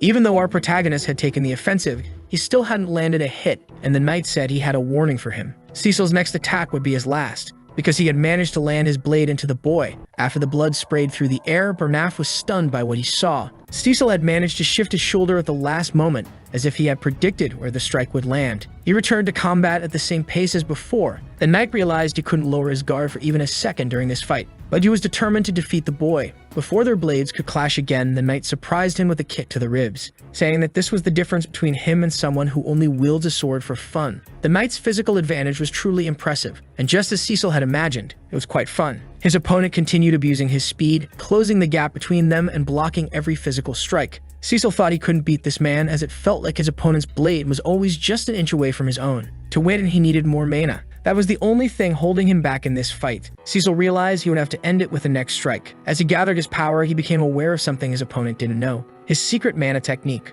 Once he released the third core, his speed increased drastically. He managed to block the knight's attack while trapping his sword with a guard of his own. Making a lateral movement, he shifted the trajectory of the enemy's weapon. By the end of the motion, his opponent was completely disarmed. It was then that Bernaf realized our protagonist was truly dangerous, because he had amplified his mana power mid-battle, and the final blow was coming, until Amelia's voice called for them to stop. The tip of our protagonist's sword was touching the knight's forehead. His life was only spared because of that intervention. Amelia said she would hand over the 10,000 gold coins and ask them to leave the place. Cecil said this had been unnecessarily difficult. She should have handed over the money when he was still being polite. He finally pulled his blade away from the knight's head. Belinda asked if that wasn't a bit much for a lover's quarrel, and the boy said it was just a misunderstanding. However, he had some very bad news for Amelia. Now they wanted 20,000 gold coins. That place was completely wrecked, and several of Amelia's soldiers had been defeated. While the cat ate under the sofa, the girl began breaking things in a furious rage. She couldn't believe what had just happened. Her knight was apologizing, saying the boy was much stronger than he had expected, and that he had failed to gather information on the enemy. Amelia realized that Cecil had changed a lot. Bernaf asked if he should report this to Duke Delphine, but all she did was slap her servant across the face. She told him to watch his words and asked if he understood how powerful the Duke really was. If anyone found out what had happened there, they'd be cast out. She had only allied with him without her father's consent because of the promise of funding for the rebellion she was planning. That's why she must help him bring down the Perdium family. If any of that information leaks, her brothers could have her killed. If they discover the company, they might uncover the pact she made with the Duke. That's why Cecil must die immediately. The knight said he understood her orders. When asked how Cecil escaped, the knight said the boy had several small wounds across his body and a larger one on his shoulder. Since he had used a lot of energy, it would take some time before he could recover. The problem was that if they couldn't act stealthily, they wouldn't be able to use the Knights of House Leipold for this mission. That's why she would use the ones who had been in training all this time. The knight knew she was talking about the wildcats. They were the elite among the orphans she had trained. After pointing to a place on the map, she ordered that the 12 most skilled in mana be sent to that location. As soon as he saw the marked location, the knight understood everything. That canyon was the only passage connecting the two regions, ideal for eliminating someone in secret. The knight said he would prepare his squad. Amelia wanted Cecil to pay with his life for what he had done to her. Our boy was already in the carriage, and he felt something strange. He thought it might be his fiancée's lingering hatred. His personal knight looked worried and asked if the young master was all right, but Cecil assured Fergus that everything was fine. The wound wasn't too deep and his body was okay, even though he may have overdone it a little. Those 20,000 gold coins were more than enough to rebuild his territory. He had basically bought himself a few years. It would have been great if he had finished her off too, but that would have triggered a territorial war, and he couldn't let his grudge put his family in danger. They were already too busy dealing with the barbarians to the north, so he needed to plan his moves carefully. Amelia would have trouble organizing an attack, as he now knew about her company, and this time he would make sure to use that knowledge to the fullest. Belinda was watching our boy with intense curiosity, saying things had played out exactly as he had planned. She had been ordered to take out the guards if she heard any sounds of battle coming from that room, and to take Amelia hostage as soon as she left the area. Cecil wasn't impressed with the outcome of his plan. He said he gave the same order to Fergus. That's when he felt something very strange in his body. Showing signs of pain, the knight and Belinda became extremely concerned. Cecil knew it was a side effect of having unlocked the third core. It wasn't as bad as last time, but he couldn't let this keep happening. He needed to find a way to increase his mana flow. Without him noticing, Belinda was already checking his vital signs. With a needle in hand, she said his mana flow was very tangled. She made a few precise punctures, and the boy realized she really knew what she was doing. But it gave him a strange sensation, as if he were about to vomit. When he tried, all that came out of his mouth was a large burst of steam, and he felt his body recover slightly. Only someone with very refined mana control could do that. He knew it was his mother who had recruited Belinda. She was certainly not an ordinary person. Even though he'd known her his whole life, she was surrounded by mystery. Cecil was now wondering what made someone so powerful stay in that small town. And with the way things were heading, it wasn't bad at all to have powerful people around him, because this was only the beginning. The carriage continued toward their territory. Belinda said she believed in our protagonist, so she would help him with whatever she could. That's why she wanted to know why he had gone to Amelia to ask for that much money. Cecil said he was in need of it, and the only person he knew was Amelia. His answer was so simple that it left his companions shocked. Belinda couldn't believe he broke off the engagement because of this and asked if he knew what could happen if the Count heard about it. Cecil assured her that his fiancé wouldn't be able to tell the Count, and he asked Belinda if she really believed him. With great difficulty, she said yes, but she wanted to know what he was going to use the money for, since they all took a risk because of him. Cecil told her about the forest of monsters, which left the woman frozen. The boy guaranteed that he was going to take possession of that land. Fergus said the young master couldn't do that. Everyone who had tried before had failed. Cecil asked what he had requested of the knight before they entered the castle. He hesitated a bit before responding. The knight said the person they were looking for was in that place, but he looked a little different. Fergus wanted to know if he truly desired that person. Cecil said that as long as he was alive, that was enough, and that they were going there. Belinda said they needed to return to the territory. He couldn't keep walking around injured like that. Cecil asked her if she truly believed Amelia would allow them to leave her land after what they had done. Belinda believed in their abilities. She said Fergus was also an exceptional knight. Cecil liked her words, but told her that this wasn't her responsibility. She was a different kind of warrior. He needed someone capable of handling the front lines, and that person was the one they were about to meet now. The boy knocked a few times on the door. Belinda, looking at the place, said it seemed to have been abandoned for a long time, but Fergus assured her this was the right address. Finally, the door opened. An old man received them there. He asked who those visitors were. Everyone except our protagonist was surprised by his appearance. Belinda asked if he was really looking for this person, as he looked far more decrepit than someone capable of standing on the front lines.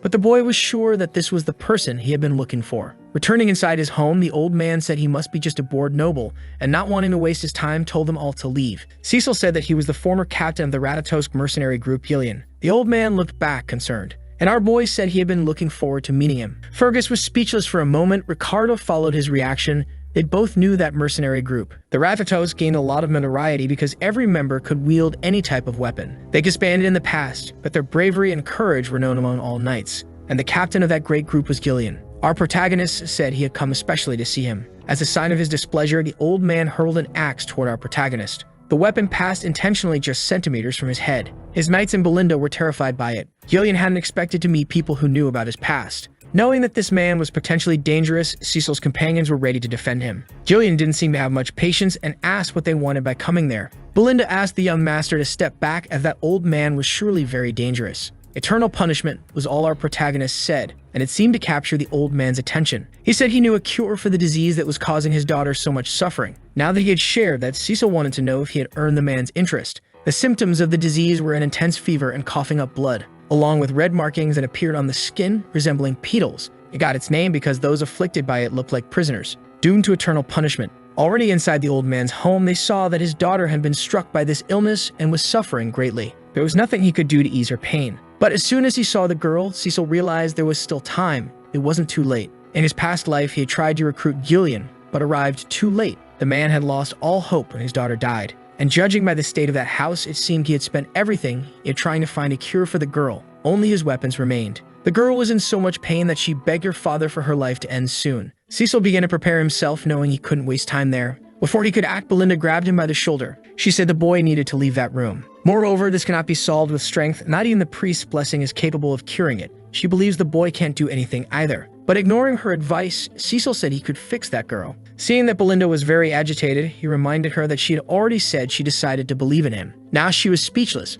bound by her own promise. Knowing what he needed to do, Cecil handed her a list of things that needed to be gathered. All those herbs were to be brought to him. Belinda seemed intrigued by that combination of remedies. For mercenaries who wander the land without a place to return to, knowledge is essential for survival. And in the coming years, a cure would be found for the eternal suffering. It became a topic of gossip for a while because the combination of ingredients was very simple to make. That's why he still remembers it so clearly. The only problem is that they also need one fairly expensive ingredient, the fairy's blessing. Cecil began to prepare everything he had gathered. He placed all the herbs into a jar, then poured some liquor over them. With the container sealed, he mixed everything thoroughly, then let it rest for a while, because the rest of the ingredients still had to be added. Finally, a small portion of the remedy could already be used. Presenting it to the old mercenary, the boy said he should give it to his daughter. She immediately drank it while in her father's arms. The relief on her face was nearly instant. The marks began to fade. As her skin returned to normal, the effectiveness of the medicine was confirmed. Unanimously, everyone who witnessed it was impressed by the remedy's effect. The marks on the girl's skin had disappeared. Gillian tried to speak to his daughter, asking if that medicine had really worked. Cecil was relieved the medicine was as effective as he had hoped, and the old mercenary looked at him, wanting to know how it had worked, since divine power hadn't been able to heal his daughter. Cecil said that kind of power can't heal everything.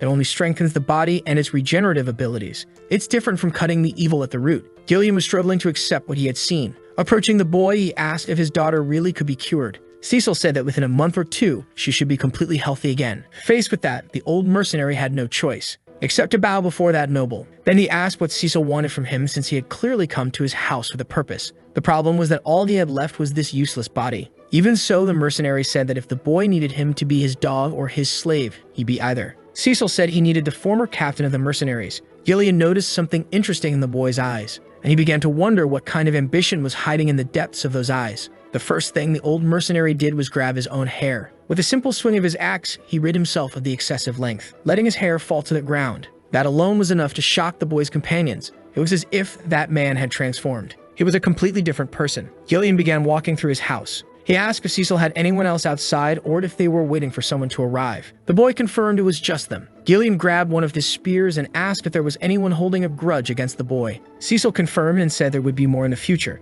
Now the old mercenary knew what to do. With a quick and powerful motion, he threw the spear out of his house. It traveled through the air toward the forest, finding its target within seconds. Since the spear was tied to a rope, Gillian began to pull it back. The strength of that man was truly impressive. He had just fished out an assassin hiding in the trees. The wound he inflicted wasn't fatal, and the mercenary grabbed him by the neck. Getting straight to the point, he asked who had sent him there. But the assassin refused to give any information. Gillian asked what Cecil wanted to do, and our protagonist said he already knew who had sent the assassin. He hadn't planned to act on it today, but he had no other choice. Before he could draw his sword, a mercenary stopped him. He said he would take care of it in his place. After all, the man's neck was still within his reach. Finally, the assassin was finished off, and the mercenary was now demonstrating his loyalty. Belinda noticed that he hadn't hesitated for a moment to kill. She didn't understand why the young master had chosen someone so dangerous. Gillian was now kneeling before Lord Cecil Perdium, and said that from that day forward, his life belonged to him. Our boy said he was looking forward to working with his new subordinate, thinking that he was now one step closer to rebuilding his territory. It didn't take long for the assassins to find out that one of their scouts had been killed. They seemed surprised by the news.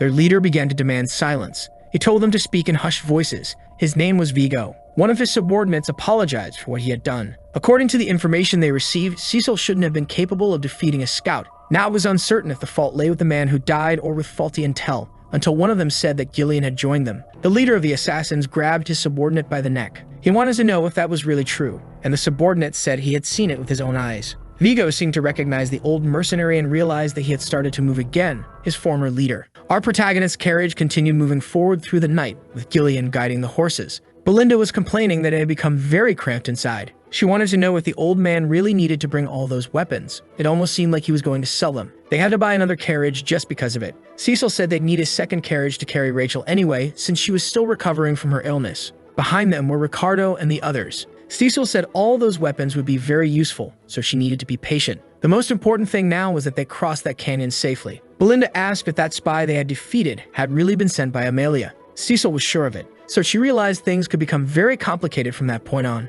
The mask he was wearing symbolized the Wildcats, a very powerful guild from the Leopold region. Our boy hadn't even known about the resistance of that group, but they specialized in smuggling, assassination, drug trafficking, and human trafficking. They were despicable people who did the dirty work. Their members were also physically strong. Many of them had once been mercenaries. Cecil asked if she had always worked in her family's castle and how she knew so much. Belinda said she had done a few things before working with them. She also said those assassins were very persistent, so they had to remain cautious. To her surprise, our boy said it would be fine, because they had Gillian with them. The carriage continued along its path in the darkness of the forest. Without realizing it, they were heading straight into a trap. Their pursuers were already approaching from the flanks of the carriage. Gillian managed to hear that peculiar sound. Two assassins were already preparing to strike him with their blades. Realizing he had entered an ambush, he reached for his axe. He was able to block both attacks with great ease. His mastery of weapons was truly exceptional. He managed to lock the blades of his attackers, and reacting quickly, he turned them into people with permanent disabilities. But the mercenary didn't stop there. He also ended their lives. The carriage moved on, leaving behind the bodies of those who tried to stop them. Two other assassins cut some ropes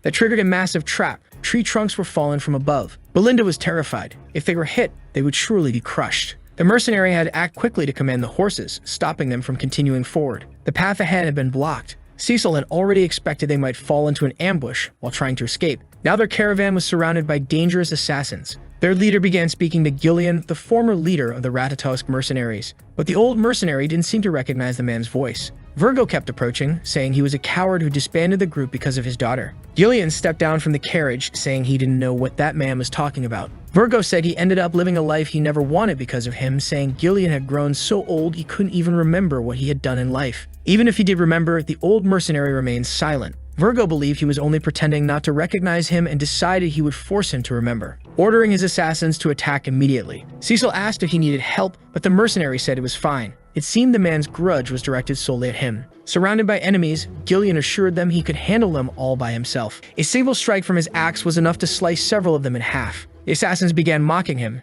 saying he was just an arrogant old man. But the mercenary was already prepared to continue the fight, blocking attacks while ending lives. Every assassin who got close enough to him was dismembered and killed immediately after. There was nothing they could do against that old warrior, and he continued turning his enemies into puzzle pieces. Virgo realized the strength of that man had not left his body, but he had a strategy for that. He told his men to split up and attack from both sides. Gillian immediately mounted one of the horses. That move left his enemies very confused. Riding atop the horse, he took up a large axe. As he spun the weapon over his head, he began charging toward the group of assassins. Gillian was about to do what he did best: remove body parts with his weapons. The assassins realized they couldn't get close to him, so they decided to target the horse. But they hadn't counted on the old mercenary's agility. Using an axe attached to the end of a rope, he sliced down several more. Belinda, watching all this, began to feel very uncomfortable. This old mercenary was truly brutal. One of the assassins tried to surprise him from above. Gillian blocked his approach using a shield. Virgo seemed like a bitter man, saying his life had been ruined because of that old mercenary, and now he would personally end his life. As soon as he got past the shield, the assassin attacked the poor horse.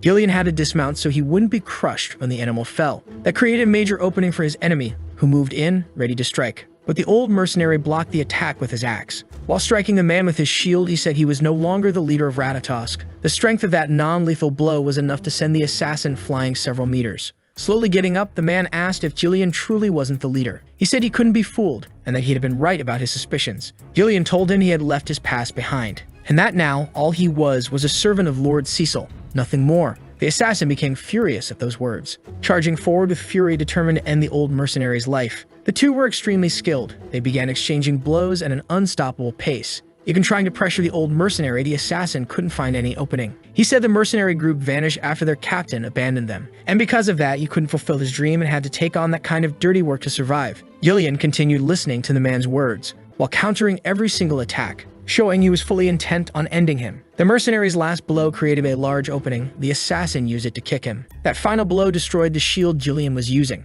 Virgo said he was ready to give his entire life to make Ratatosk the most famous mercenary group in the world. But that old mercenary abandoned everything to become a noble's dog. And now Virgo deeply despised him. He hurled his daggers for Gillian. The old mercenary managed to block all of them using his axe. But the assassin used that moment to approach him stealthily. If not for Gillian's speed, that strike would have landed for sure. The two clashed blades once more. Virgo felt like he had the upper hand in that duel, believing the old mercenary was no longer at the peak of his strength. While Gillian had spent all those years caring for his sick daughter, the assassin had gained experience in the underworld. He believed they were no longer on the same level. After shifting positions, the assassin retrieved his daggers with his boot, once again hurling them toward the old mercenary. This time, they struck him, blocked only by the armor on his shoulder. He also realized the assassin wasn't stopping his advance. When he attempted to hit him with the axe, Virgo said, "See you later." Finding an opening, he believed he would finish the fight with that strike. But things didn't go as he planned. The mercenary's hand managed to catch his blade. Gillian asked if his desire for revenge was really that strong.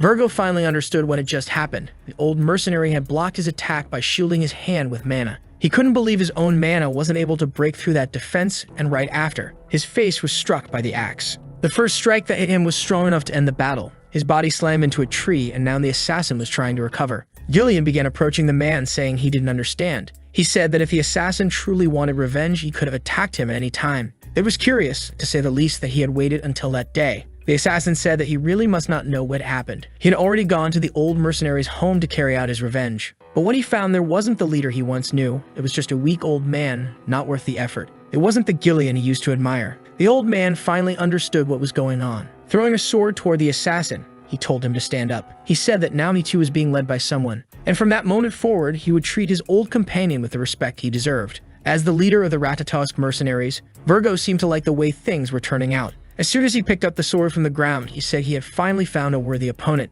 and the swords they carried clashed once more. The assassin said that was exactly what he had been looking for. The two began exchanging blow after blow. Sometimes the old mercenary was on the offensive. At other moments, the assassin managed to put pressure on him. The battle was fierce, until the old mercenary managed to stab his sword into the assassin's ribs. Immediately, the man began writhing in pain. Even with such a critical wound, he tried to strike the old mercenary one last time. But that only gave Gillian the chance to bring his axe down on him. He said he would remember him. Virgo Villanos, leader of the 5th unit of the Ratatosk mercenaries. The poor man gave a faint smile before his life was ended by the mercenary's blade. At last, the ambush attack had come to an end. Gillian retrieved the sword he had given to his opponent. He was ready to continue the journey, until our boy told him he had done a good job. Belinda said the equipment they could salvage from those people would be worth a lot of money. Gillian apologized to Cecil, saying it had taken longer than expected, but our boy said it was fine, while also admitting that he was an even more exceptional warrior than he had expected. When he started working as a mercenary in his past life, he heard many stories about him,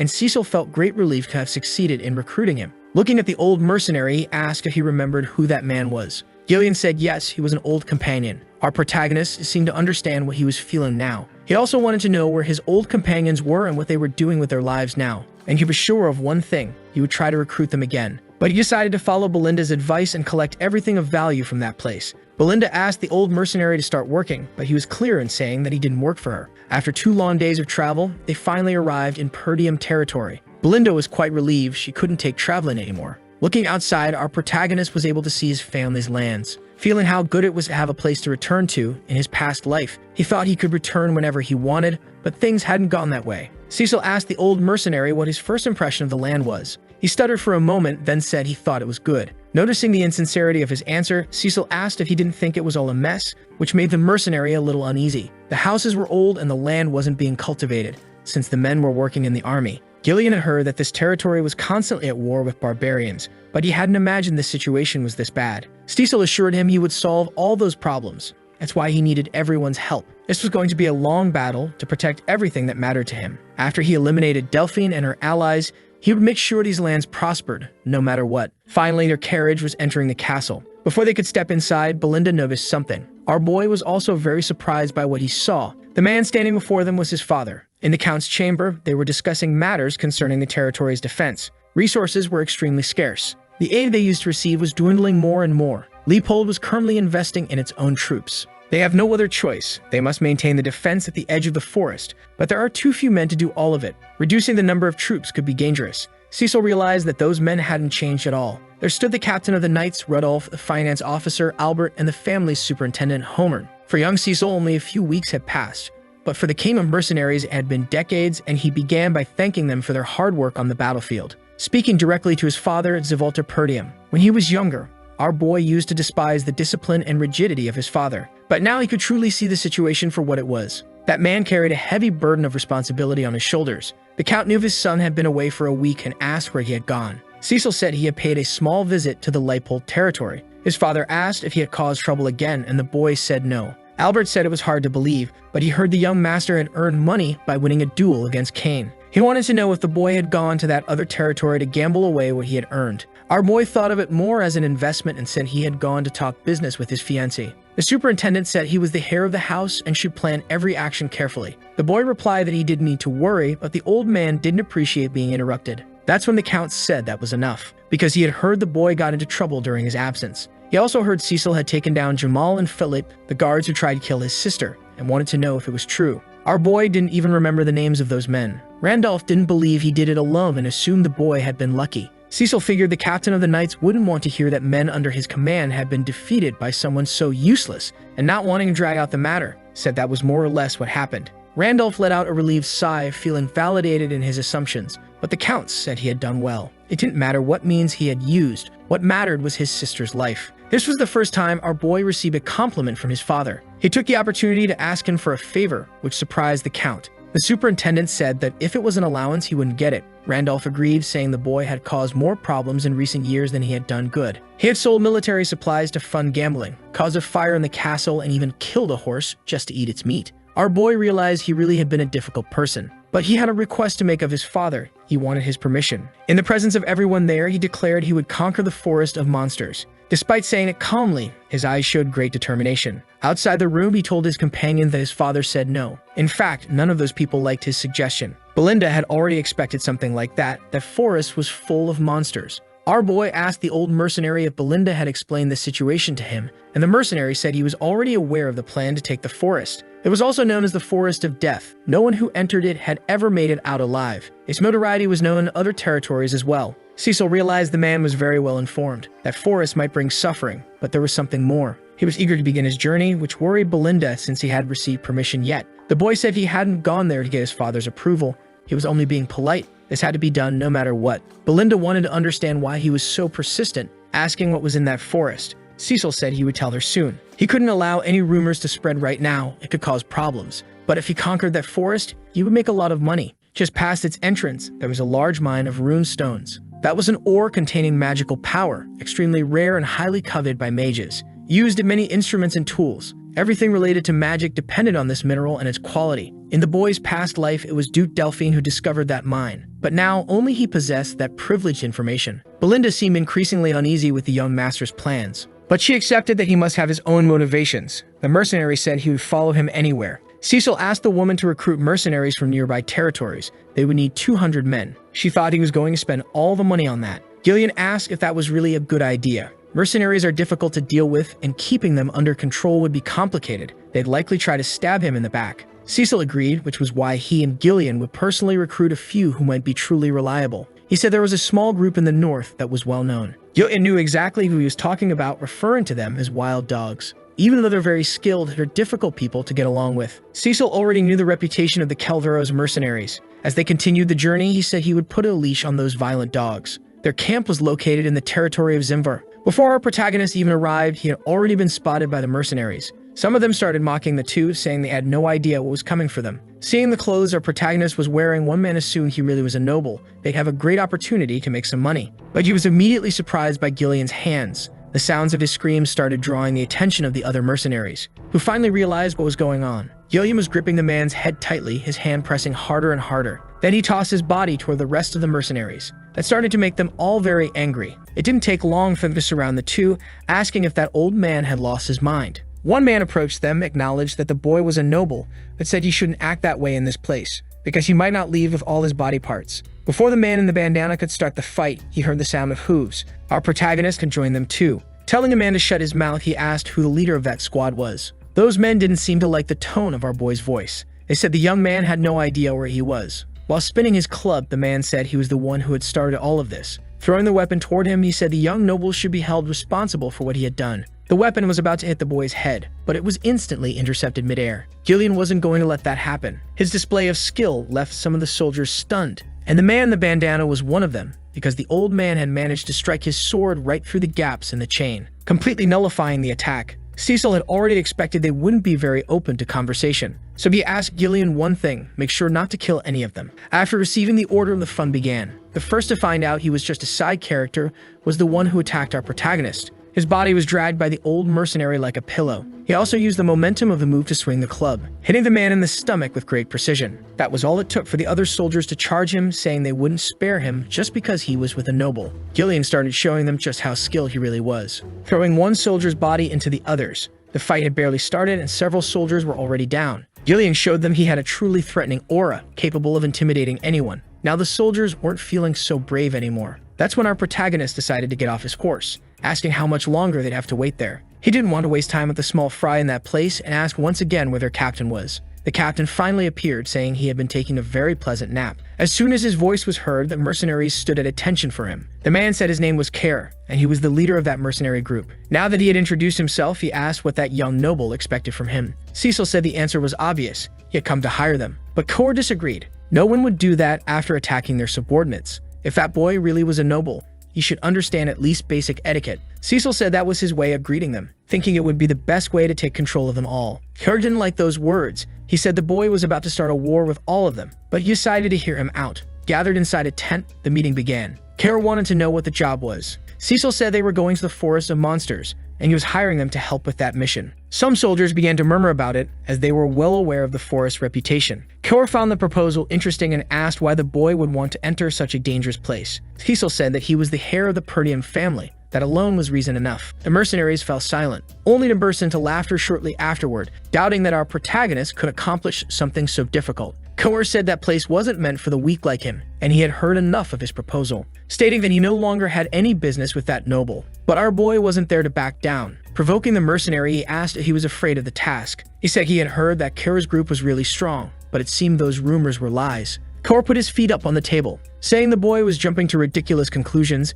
They were mercenaries, and they didn't take jobs that didn't pay well. Cecil said the weak are always full of excuses, and the mercenary began to feel more and more insulted. Core said he wanted to provoke him a bit more, but the boy only had dramatic phrases. It wasn't even worth the time to kill him. He said he'd let him leave safely, as long as he left some money to treat the wounded. But our boy didn't accept that offer, and challenged Core to a Moriana trial. The soldiers and Gillian were immediately impressed by the proposal. Core even asked if the boy really knew what that meant, and our protagonist said he knew very well. It was a traditional way for mercenaries to resolve disputes. The two involved couldn't use mana and had to fight using only a dagger, while their free hand was tied to their opponents. Stepping outside the designated circle meant defeat. It was a violent method. As it restricted movement, it often ended with both mercenaries dead. Cecil said that whoever lost would have to acknowledge the winner and follow every command, and he asked what the mercenary thought of his offer. Gillian began to wonder, intrigued, how could a noble like that boy know such a custom? In the mercenary world, refusing it was the same as admitting weakness. Before responding, Core began to smile. He said the noble wanted to earn the mercenaries' approval through their own customs.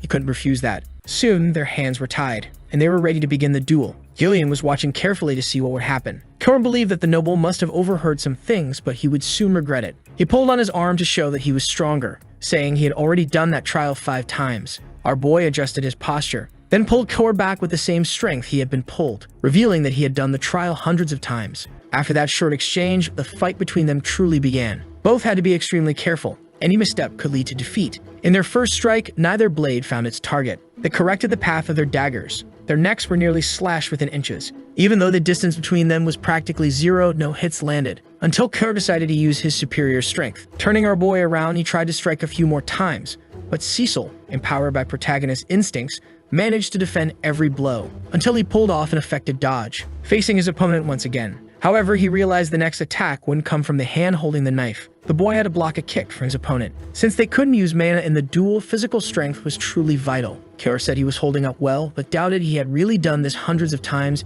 It was hard to do even once in a lifetime. While attacking, he said our protagonist needed to be a bit more convincing with his words. The mercenaries believed the noble was being pressured by their leader. Gillian watched them with rage in his heart, making those mercenaries stop cheering immediately. But the truth was, he also realized it. The boy was at a disadvantage. The circle was too small. Without mana, they depended entirely on physical power. The difference in size made everything harder. Cecil was barely managing to block the strikes from his opponent. Core seemed to behave as if he could do whatever he pleased, but the old mercenary already had a contingency plan. If his master's life was at risk, he would make his axe sing. Core managed to grab Cecil's arm and was about to slam him into the ground. The boy managed to move ahead before it happened, jumping just in time before being thrown. Landing on the ground behind his opponent, before he could take advantage of the opportunity, he felt a sharp pain in his leg. That injury came from when he blocked the first kick, and now the damage is starting to accumulate.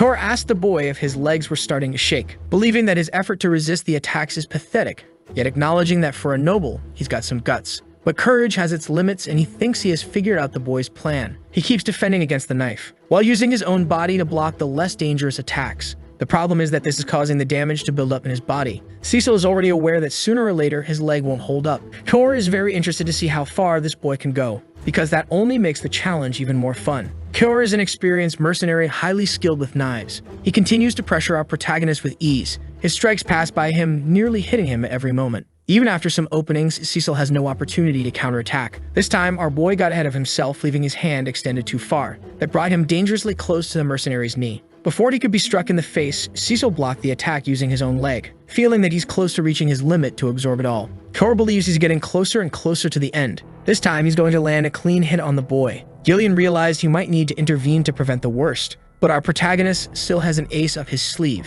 He wasn't hit by that dagger, and now he was exactly where he wanted to be. Kora didn't expect the boy to dodge that strike. Cecil took the opportunity to circle around his opponent. Finally, the first hit of that challenge had landed, and the mercenary realized he wasn't the one who struck first. Both the soldiers watching and the old mercenary were surprised by the outcome. Kora tries to strike back immediately, but his blade only found the wind, and in response, he was cut once again. It's hard to believe he was hit twice by a noble. The soldiers started cheering for their leader, trying to boost his morale, while Gillian watched in complete disbelief. The mercenaries' attempts were all being thwarted, and now he started taking hits in every possible way. Cecil had created an excellent opportunity, managing to hit him in the face repeatedly. Switching the position of the dagger in his hands, he drove the blade into the mercenary's forearm. Completely driven by rage, he tried to hit the boy in any way possible, but none of it was working at that moment. He started thinking the boy was cheating, because just seconds ago, he couldn't dodge any of his strikes. Gillian, on the other hand, observing the fight, could understand what was happening. Striking with force tenses the muscles, and over time, that reduces flexibility. Cecil didn't try to overcome his opponent's strength. Instead, he let his body remain flexible. The old mercenary didn't expect Cecil to overcome the physical disadvantage like that, and foreseeing the result, decided to put away his axe. The mercenaries were now desperately shouting, saying it wasn't fun anymore. Cecil praised the mercenary's tenacity. Some people would break the rules when losing using mana. Kora noticed the boy spoke as if he had really done this hundreds of times and told him that he became the leader of that group through this very challenge. That's why he can't break the rules. Cecil said that's truly admirable. That's when Kora admitted he was at a disadvantage in a fight like this, but said there are other ways to win. He tried using all of his strength to throw the boy out of the circle, and due to the physical advantage, our boy was launched into the air. Kora knows he's not the best fighter there, but what matters most is securing the win, and he believes that after what he just did, that's exactly what will happen. But our boy managed to pull off a move even in midair. Using his tied hands, he returned to the center of the circle while striking Kora's stomach. Because of the bindings, Cecil was able to prevent himself from leaving the circle. Now he was too close to his opponent. Acting quickly, he managed to immobilize one of his arms, causing the leader of the group to fall to the ground. Everyone realized he was practically defeated, because Kora's head had hit the ground outside the circle. Still unable to accept the outcome, the mercenary asked if he had really lost. And our boy said he is the victor. Kora wanted to understand how someone so young could be so skilled. Cecil said he should learn to behave now because he had become his master. Then he brought the mercenary's body back into the circle. He had no idea what was going on. Cecil said that this mercenary hadn't actually stepped outside the circle, which is why he was about to teach him a proper lesson. Right after saying those words, he struck the mercenary in the face with full force, causing him to fall to the ground once again. Kora tried to plead for him to wait, saying the rules of the challenge state that he loses only when he falls outside the circle. But our boy completely ignored his justification. Sitting on top of him, he asked if he planned to pull out the rulebook in the middle of a battlefield. The mercenary asked if he really considered himself a noble. Cecil said that man shouldn't respond to his master like that, and hit him in the face once more. A full-on facial massage session began right there in front of everyone. As the mercenary took the beating, his subordinates weren't sure if they should step in, since the challenge was technically over. Kora was already begging for it to end, so our protagonist picked him up once more, just to remind him that he still hadn't stepped outside the circle. And the mercenary realized what was happening. Desperate, he ordered his men not to just stand there. They were to kill that guy immediately. Some of them gathered the courage to obey, but they halted their advance as soon as they saw the old mercenary, who was ready to let his axe do the talking. He said anyone who got in his lord's way would get a one-way ticket to find out if the afterlife has an age requirement. At that very moment, those armored men soiled themselves, and Kora realized there was nothing more he could do, because in front of him stood that furious noble who still wanted to continue the conversation. Kora expected words, but instead he got fists. He had been getting beaten for a long time now. The nobles he'd met in his life were all bastards. If they weren't arrogant pigs, they were traitors or simply narcissists. pathetic worms who begged for their lives the moment they were cornered. Taking money from people like that always brought this mercenary great joy. Now he couldn't understand how someone like him, known as the Mad Dog, ended up in a situation like this, getting beaten by a noble brat. The soldiers were starting to panic, saying their leader was going to die at this rate. That's when our boy realized he might have already done enough. Looking at the soldiers, he asked what they were waiting for. They should be bringing water, bandages, and clean towels to treat that man. If they didn't take care of him soon, he could actually die. Now the soldiers understood what they needed to do and began obeying our boy. Gilliam was genuinely impressed by everything that had happened. Those stubborn mercenaries were following the noble's orders,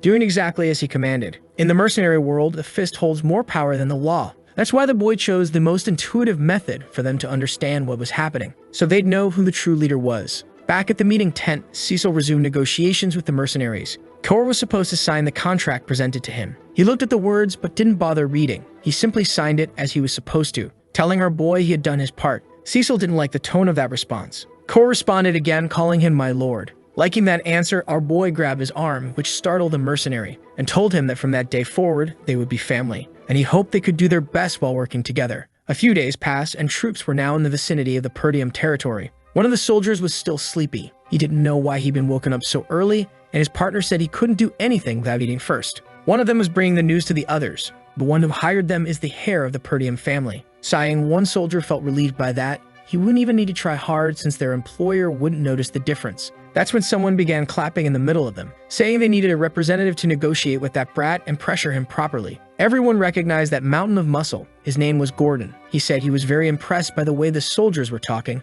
about how to make the most profit from this job. If they could join forces, they wouldn't be able to achieve the desired result, and they realized that made sense. The bald guy asked what Big Guy's plan was, and the mountain of muscles replied that they needed to know where to draw the line. He said he would be their representative and would pressure the employer, so his coworkers should pay him for it. Knowing this strategy might work, they agreed to pay that mercenary too. That's when they noticed someone approaching. From a distance, all they could see was a horse. It was getting closer and closer to them. The mercenaries figured their employer was coming alone, and they were sure that was very bold. The mountain of muscles told everyone to get up and glare at the employer threateningly, because it was time to teach that noble a lesson. But he noticed the boy wasn't coming alone. Behind him was a large army, and those men looked far more intimidating than these mercenaries. One of them soon recognized the group. Those were the Calveros, famous mercenaries from the region. Now they were wondering what might have happened, since the Calveros don't obey just anyone. When our protagonists finally reached the men, they had already been intimidated, and our boy looked at the one standing in front of all the others.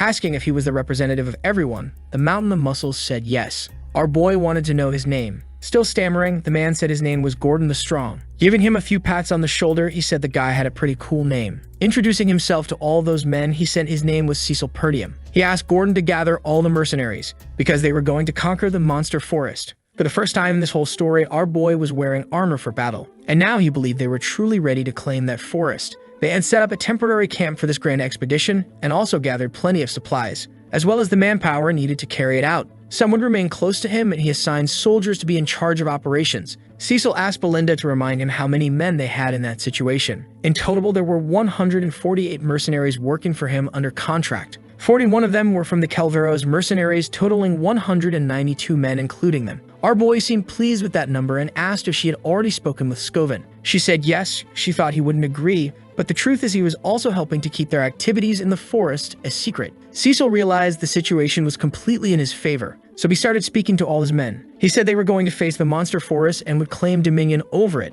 He was sure everyone had heard the rumors about its dangers. All sorts of monsters lived there, even ones beyond imagination, but they couldn't focus only on the danger. Some of the mercenaries didn't know they were headed to that forest and began to feel afraid, knowing they might die. Belinda didn't like that they had interrupted the young master. Cecil assured them that the fearful could leave now, but promised that if they completed the mission, he would triple their pay. That instantly filled those men with courage. Belinda began scolding the boy because she knew they had spent nearly all their funds on this expedition, but he had done it to boost everyone's morale. And if he completed his mission, money would be the least of their problems. Looking firmly at her, he asked if she still believed in him. Even though she was very worried, Belinda said there was no other choice. Cor believed only a fool would make such a promise, asking the old mercenary if his master was really being reckless. Jillian said the boy knew what he was doing. The troop had finally been assembled, and it was time to march into the forest. They needed to clear a real path, cutting down many trees in the way. Only then could the troops advance. Our boy was also working alongside the mercenaries, managing to bring down a large tree. After a few hours of labor, he realized they had managed to open up the area a bit. Pointing in the right direction, he told his men they should work on clearing a path there. Those not cutting down trees should dig up the roots. According to notes he had seen in his past life, that forest was truly vast. One day, they'd have to drive out all the monsters to exploit its resources. For now, he was there for the money, and he was going to secure the fastest route to the ore source. The wealth he would gain from this expedition would allow him to protect his family. Kor looked to the side, quite impressed. He hadn't expected his employer to be working too. The mercenaries weren't sure if he was doing that to set an example. They believed he was only showing off and would soon get tired. Belinda told those men to stop talking and ordered them to get back to work. She didn't like hearing those kinds of things about the young master. Walking over to him, she asked why he was working after hiring so many people. Cecil said that this way the job would get done faster. He didn't want to stay in that forest longer than necessary. Belinda said it seemed like he knew that region very well. Kurt commented that his employer even had a woman who cared about him, something to be jealous of. Since he wouldn't stop talking, Gillian accidentally bumped into him with a tree trunk, which made Kimmer want to pick a fight with him. Despite the tension between them, Cecil realized things were going smoothly. After Count Delphin conquered the kingdom, he established a new dynasty and decided to explore that forest. Cecil never discovered what motivated that, but it allowed him to learn privileged information like the monsters that lived there. That way, he was able to prepare for them. Some mercenaries didn't understand why they had brought so many lanterns. Torches would have been cheaper. Cecil was starting to get nervous because nothing had happened yet. The information he had came from a book. He had never seen anything with his own eyes, so he told his men not to let their guard down, because they were venturing deeper and deeper into the forest. The mercenaries continued cutting down trees. It finally got dark, and one of them asked if it was already nighttime. Another was skeptical about the danger. They hadn't seen anything. Maybe the rumor was exaggerated. Maybe this job was actually worth it, and the bald guy wanted to be paid by Gordon, who had done nothing for them. But it seemed that man saw something. He called over his companions. He said that on the way there, they had cut down several trees. His companions agreed it had definitely been done. The problem was that the path they had cleared was now gone. That left the mercenaries deeply concerned. Cecil told everyone they should prepare to fight, and all the mercenaries drew their swords. Some started to get nervous. They couldn't see anything, so they didn't know why they should prepare to fight. Cecil began talking to Gordon, saying he would die if he stayed there. He told him to step back slowly, one step at a time, and the mercenary began following the instructions. But being extremely clumsy, he hit one of the trees with the trunk he was carrying. Thrown off balance by the impact, he fell to the ground shortly after. His companions began to worry about it, and Gordon looked back, visibly worried. But so far, nothing had happened. His companions were nervous, but didn't know what they should be waiting for. Cecil remained completely focused. That's when the bald guy said their employer was just a scared kid. He told them to look around. They must have gotten confused because everything in that forest looked the same. The forest was just dense and nothing more. Cecil told the bald man to step back too slowly or he could end up dead. The bald guy didn't like that attitude. He said our protagonist was just trying to scare everyone to control them. Before he could finish his speech, something grabbed him by the waist, and the bald man felt himself being pulled from behind. He didn't know what was happening, but a monster had just captured him. They did it without making a sound. Cecil hadn't expected those creatures to move so much. Unless you knew where they were, those monsters could end your life in the blink of an eye. Cecil knew those were Darasents. Several creatures began revealing themselves in that forest. Immediately, the mercenaries there were struck with terror. Afraid of being eaten alive, they began running in a panic. The monsters took advantage of the chaos to start the free buffet. Some soldiers were captured and were about to be devoured. Those monsters seemed to have an endless hunger, and they were beginning to consume our protagonist's army. Gordon clung to a tree with all his strength. He didn't want to be eaten. While crying out for help, some of his companions tried to cut the vine. One of their strikes was quite powerful, but it had no effect. On the contrary, his axe was destroyed in the process. He realized he couldn't save his companion that way. Gordon was finally pulled by the monster. But before he could be devoured, our boy jumped into action, managing to cut the vine that held his subordinate. Cecil was showing them all that he possessed great skill, striking the creature's eye as well. Right after that, it was clear the monster began writhing in agony. The mercenaries saw that their employer had managed to wound one of the creatures. Cecil started shouting in the middle of them, telling his men to pull themselves together. If they scattered in that forest, they'd become easy targets. They needed to protect themselves with their shields and stay together. Until they received the next order, they should focus on defense, and the mercenaries seemed to understand that, forming a tight shield formation as none of them wanted to die in that place. Cecil went to Kara to get the oil lanterns. He said they should light them and throw them at the monsters. Now the mercenary understood why they had brought so many lanterns. One of the soldiers said the monsters were getting closer. Cecil ordered everyone to throw the lanterns. This was their chance. And so they did as commanded. The fire was heading toward the creatures. Just as they were about to be hit, the monsters used their vines to destroy the lanterns. Kor was impressed, realizing they had blocked everything. They wouldn't be able to set them on fire that way. Now the monsters resumed their attack. That's when a powerful axe made its entrance. Gillian was defending the men using his skills. Belinda was doing the same. Showing her mastery with daggers, she managed to hit another creature in the eye. Cecil told them to keep protecting the others while preparing to throw more lanterns. Our boy charged at the creature with his sword. Belinda was very worried about him, wishing the young master would be cautious. The boy was able to defend himself with great skill, but the monster was just waiting for the slightest opening to strike him. After multiple attacks, our boy dodged every one of them, getting closer and closer to that terrifying creature. The soldiers noticed that those monsters had feet too. They definitely weren't just trees. Cecil was nearly crushed by one of the monsters, but managed to cut what seemed to be the creature's leg. And right after that, he drove his sword into its eye. While the monster screamed in sharp, intense pain, the soldiers noticed the boy was being surrounded. Belinda said this was the moment. Everyone needed to start throwing the lanterns, because this time the strategy was going to work. Since the monsters were distracted by our boy, they weren't able to block the lanterns, and then they began to catch fire. Cora was highly entertained by the success of the plan. Cecil said they must not stop. They had to keep pressuring the monsters until every last one of them had been consumed by the flames. It didn't take long for the fire to spread everywhere. Some mercenaries were amazed. They hadn't imagined it would be possible to fight those things. That was enough to fill them with courage. Maybe the task was easier than they had expected. Gordon believed those trees didn't stand a chance against fire. Cecil said his men couldn't let their guard down yet. The fight was only beginning. Now they were going to witness the true form of those monsters. A great cloud of smoke began to rise. The men didn't know what had caused it and were wondering if the fire had gone out. Belinda and Gillian rushed to our protagonist immediately, intending to protect him. The woman wanted to know what had happened to those things. Cecil said their outer layer was weak to fire, but their flesh wasn't. That vapor came from the fire reacting with their flesh. As the smoke cleared, a thick shell could be seen. Those monsters were revealing their true form, and now they were charging furiously at our protagonist's army. Some soldiers were terrified by the sight. They thought they had already won. That's when they saw the boy's sword raised. He asked everyone to listen to his words. They should raise their weapons now, because that battle had turned into close combat, and he was the first to charge into the enemy ranks. The soldiers simply watched as that noble ran alone into battle. Some couldn't accept the idea of facing those monsters. They were sure they'd be crushed. Cora's mercenaries didn't hesitate to enter the fight. They had been waiting for an opportunity like this. Even Belinda ran after the young master to make sure he would stay safe. Gillian asked the rest of them what they were waiting for to get to work too. They had received an order from their employer. They needed to trust and follow his lead. The problem was that many of them had already soiled their underwear. But since there was no other choice, they decided to charge into battle, confident in the young master's strategy.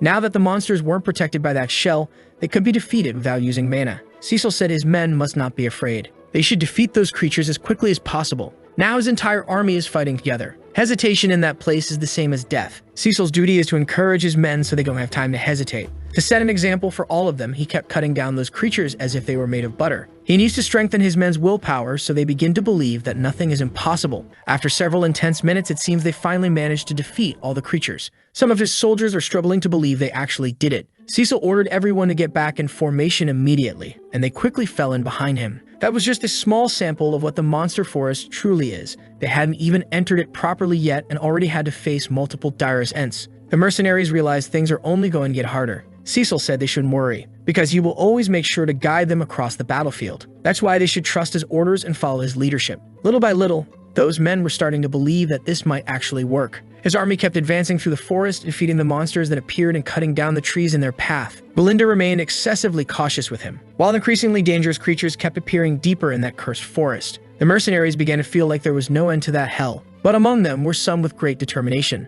Gillian and Kara were true forces of nature. After cutting the leg of a huge creature, it began to fall toward the men. Gillian stopped that from happening, holding the beast back with his shield. Right after that, it was finished off by our protagonist's strike. Once that battle ended, he asked if any of them were injured, but everyone was fine. The mercenaries already knew that if they wanted to survive and overcome that challenge, they needed to stay close to the young master. Gillian noticed the mercenaries were becoming more cohesive, and Kara said there's nothing better than experience. Cecil approached his men and told them they still had a long road ahead. But among them was a mercenary who couldn't overcome his own fear. He was convinced that everyone there had gone insane. The forest must have clouded their judgment. With the moon high in the sky, they reached a large water source. The mercenaries immediately rushed to drink from it, not expecting to find anything like that. Belinda said they were fools and should act with more caution. Cecil was thinking that everything had gone ideally so far. They needed to cross that lake to reach the ore source. He said they would set up camp in that spot and rest for the night. Gradually, the mercenaries gathered around campfires, wondering what the forest still had in store for them,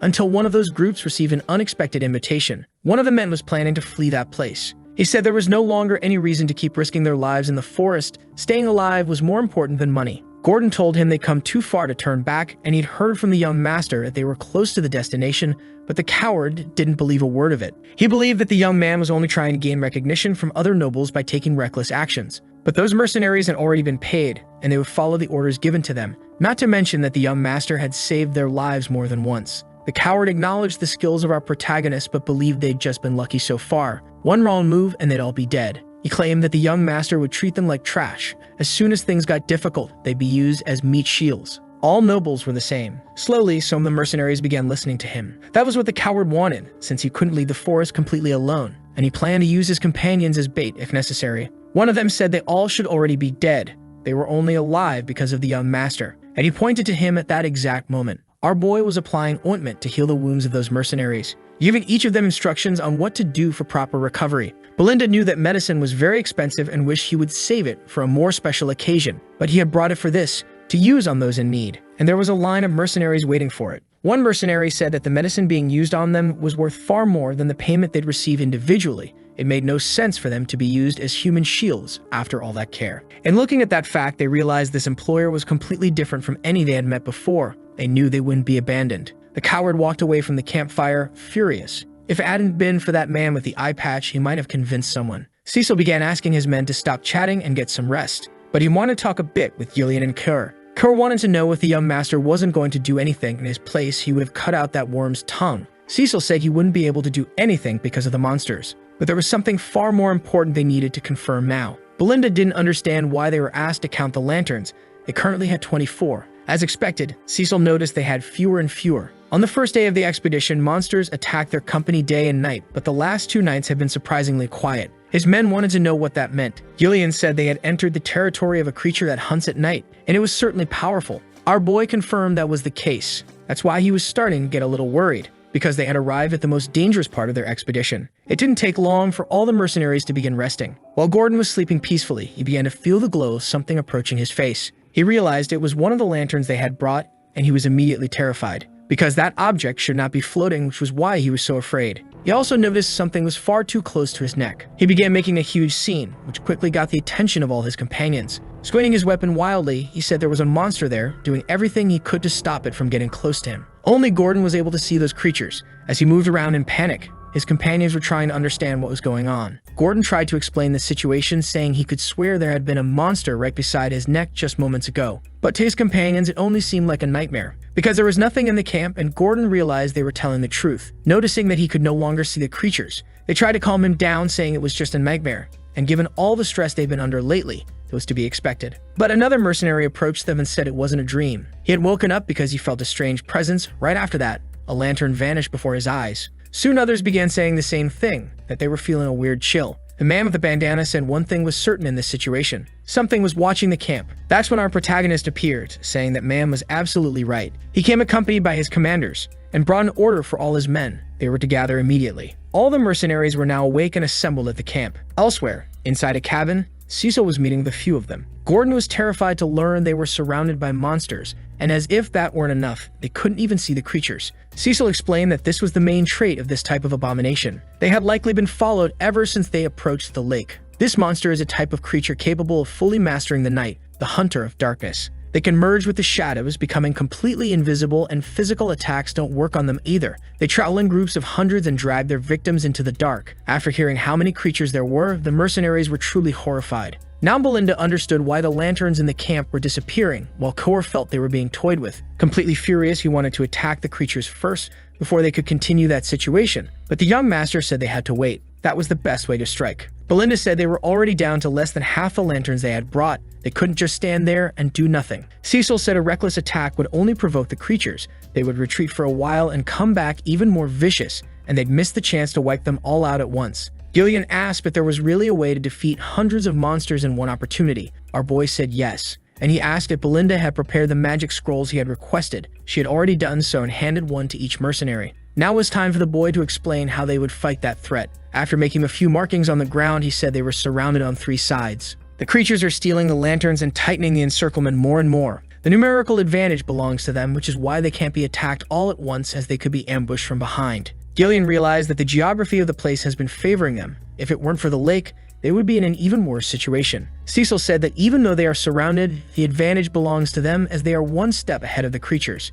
His companions didn't seem to understand those words, so he said he would divide their forces into 3 units. One made up of the shield bearers who would be responsible for blocking the attacks, another composed of archers who would be responsible for maintaining distance, and finally an assault group in which he would also be included. The shields and arrows would force the enemies to stay in a single position. As soon as that happened, the assault group would move from left to right, eradicating all the creatures. Once they regrouped, they would be able to encircle the remaining creatures. That would be the moment of victory. After hearing that strategy, they felt a bit more confident, but they would be relying on the central units. Belinda asked everyone to pay attention for a moment. She heard that the creatures hide in the darkness and cannot be touched, so she wanted to know how they plan to attack the monsters. And indeed, everyone was waiting for an answer from our boy. Cor said they could just use humans to solve that, while Cecil said they would use the magical scrolls. The strategy was already being put into action. The shield unit was in position, and they would not break formation. All the lanterns in that camp had been stolen by the creatures. Delphine's notes mentioned something about those creatures. These monsters have a strong aversion to any type of luminous energy,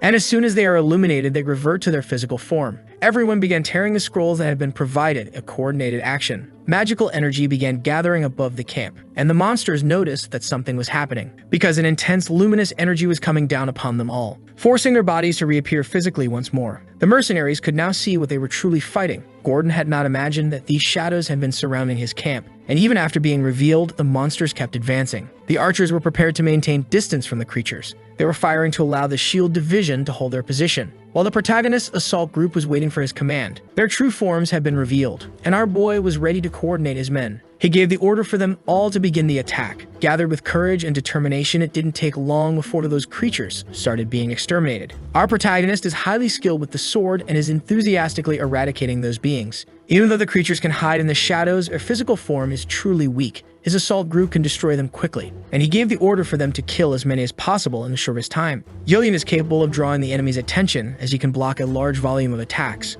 Kor takes advantage of this opportunity to cause distraction on all sides while destroying several creatures. At one point, he was nearly surrounded by them, but he wasn't alone in that position. Belinda is supporting her companions while providing cover. After that strike, she immediately called for the young master, who had also joined the front line to destroy the monsters. With his sword coated in mana, those creatures posed no real threat. They had become the most formidable force of House Perdium. The light of their magic continued to illuminate the battlefield clearing. The soldiers using bows were taking this opportunity to hit as many creatures as possible. They were within our protagonist's strategy. There was little to nothing they could do against that army. The archers had run out of arrows and were beginning to worry, as the assault group had not yet reached their position. While holding the line as best they could, the monsters finally reached the shield barrier, but there would be no fun for them there, because the assault group arrived at that very moment, continuing the eradication of the monsters. Cecil said that his mercenaries had done a good job so far. Those responsible for holding the shields felt a great sense of relief, realizing that to that noble, they weren't just tools. The new order was to surround the remaining ones. The mercenaries should seize this opportunity to strike even more. Soon the creatures began fleeing from those humans.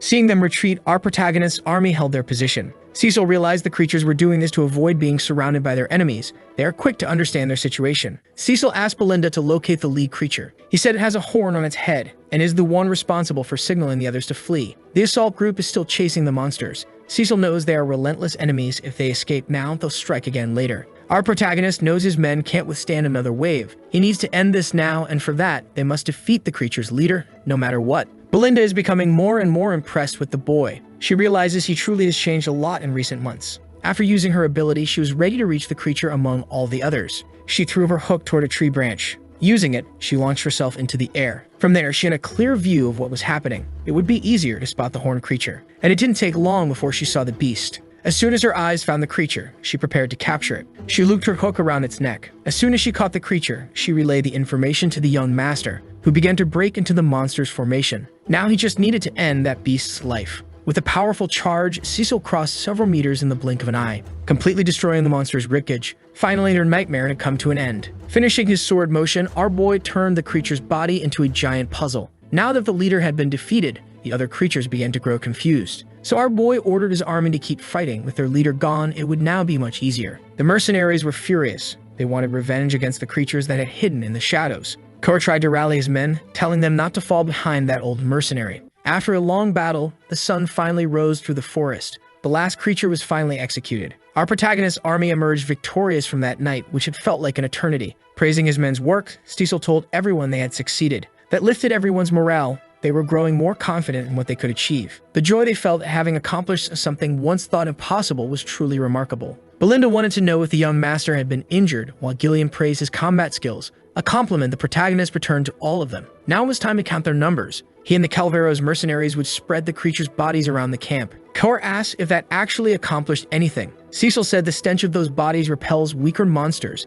and there are a few creatures in that forest stronger than the ones they just fought. This will make their camp much safer, said Gillian. And that was enough to spark an argument with Kaur, who still held some resentment toward that mercenary. Our protagonist knows it has been 10 days since he entered that forest. After the long battle against the Failers, they had managed to defeat most of the dangerous monsters along this route. They only needed to reach the mine. Cecil knows there's still work to be done. Things weren't over yet in that place. Belinda said there were no losses among the Calvero's mercenaries, but among the hired ones, only 126 remained. Kaur had already expected his men to endure. After all, he is their leader. Cecil asked if the 3 missing mercenaries had been killed in combat, but Belinda said no bodies were found. Some of the men were wondering about the coward, and one of them was certain that after the things he heard the man say, he must have tried to run away. A truly predictable behavior from him. Those who were with him realized the battle had ended. They couldn't hear anything anymore and believed they would have died had they not fled. The coward said they needed to hurry. They would only be safe once they were out of the forest. But his companions stopped running immediately. The coward didn't understand what was happening and asked why they had stopped. One of them told him to look behind him. He was faced with a massive pair of eyes belonging to a truly terrifying creature. At that very moment, the coward realized his life would come to a painful and brutal end.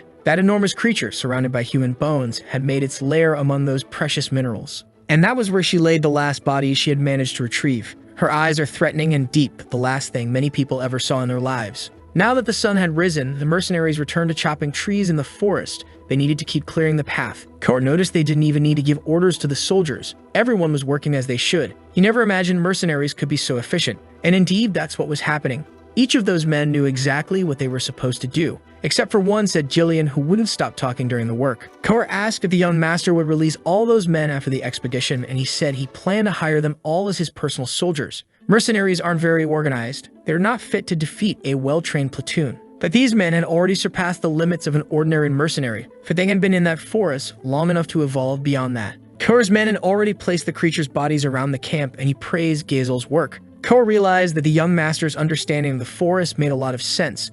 They hadn't encountered any more dangerous monsters, but our boy knows that much more is still to come within that forest. Belinda began approaching him quickly. It looked like she was bringing news. Our boy asked if she had found anything interesting during her patrol. And with great enthusiasm, the woman said that was exactly what she had come to talk about. As soon as he heard her words, he immediately became agitated and ordered the men to clear the way as quickly as possible, because their final destination was now almost within reach. As soon as the shine of that ore hit the eyes of the men, they were instantly captivated. Indeed, the young master's objective hadn't been a lie. They had found a great treasure. Cecil declared that this was the reason they had come to that forest. They had discovered a rich and abundant vein of rune stones. Kaur couldn't believe that something so valuable existed inside that forest. Gillian told him he should have more faith in the young master. Even Belinda became excited, and after hugging him, asked how the boy had known all of that. Those stones are so valuable that some of the men never thought they would see them in their lifetime. But amid those stones, a figure rose up, saying those men weren't going anywhere. That immediately put our protagonist on high alert. That body belonged to the cowardly mercenary, who declared that their end had come. Right after finishing those words, his body collapsed lifeless to the ground. His former companions grew concerned and moved toward him to see what was happening. But our protagonist didn't allow it, placing his sword between them, telling them to step away from that place immediately. Our boy had prepared his sword for offense, and with a clean, precise strike, he swept away the mist that concealed the details of the ground, revealing to all his men that there lay a large pile of bones and decomposing bodies. The mercenaries began to grow frightened. They couldn't understand what had happened there. It wasn't just monsters. There were human bodies as well. Everyone wanted to know what the young master would say about it, and they now realized they wouldn't reach that ore so easily. Judging by the size of that nest, it had to belong to a high-level monster, and based on the condition of the more recent bodies, it wasn't abandoned. Cecil had access to notes about that forest, but none of them mentioned a threat of this level right at the source of the ore. Turning to his men, he said they needed to start preparing. That's when a serpent of absurd proportions revealed itself to all of them. The opening of its mouth was truly impressive, enough to terrify anyone. Presuming it was about to attack, Cecil ordered his men to scatter immediately. He was the first to leap into combat, sword in hand, prepared to give his life. Revealing himself to be even more skilled than that monster, he dodged its strike while landing a blow to the top of its head.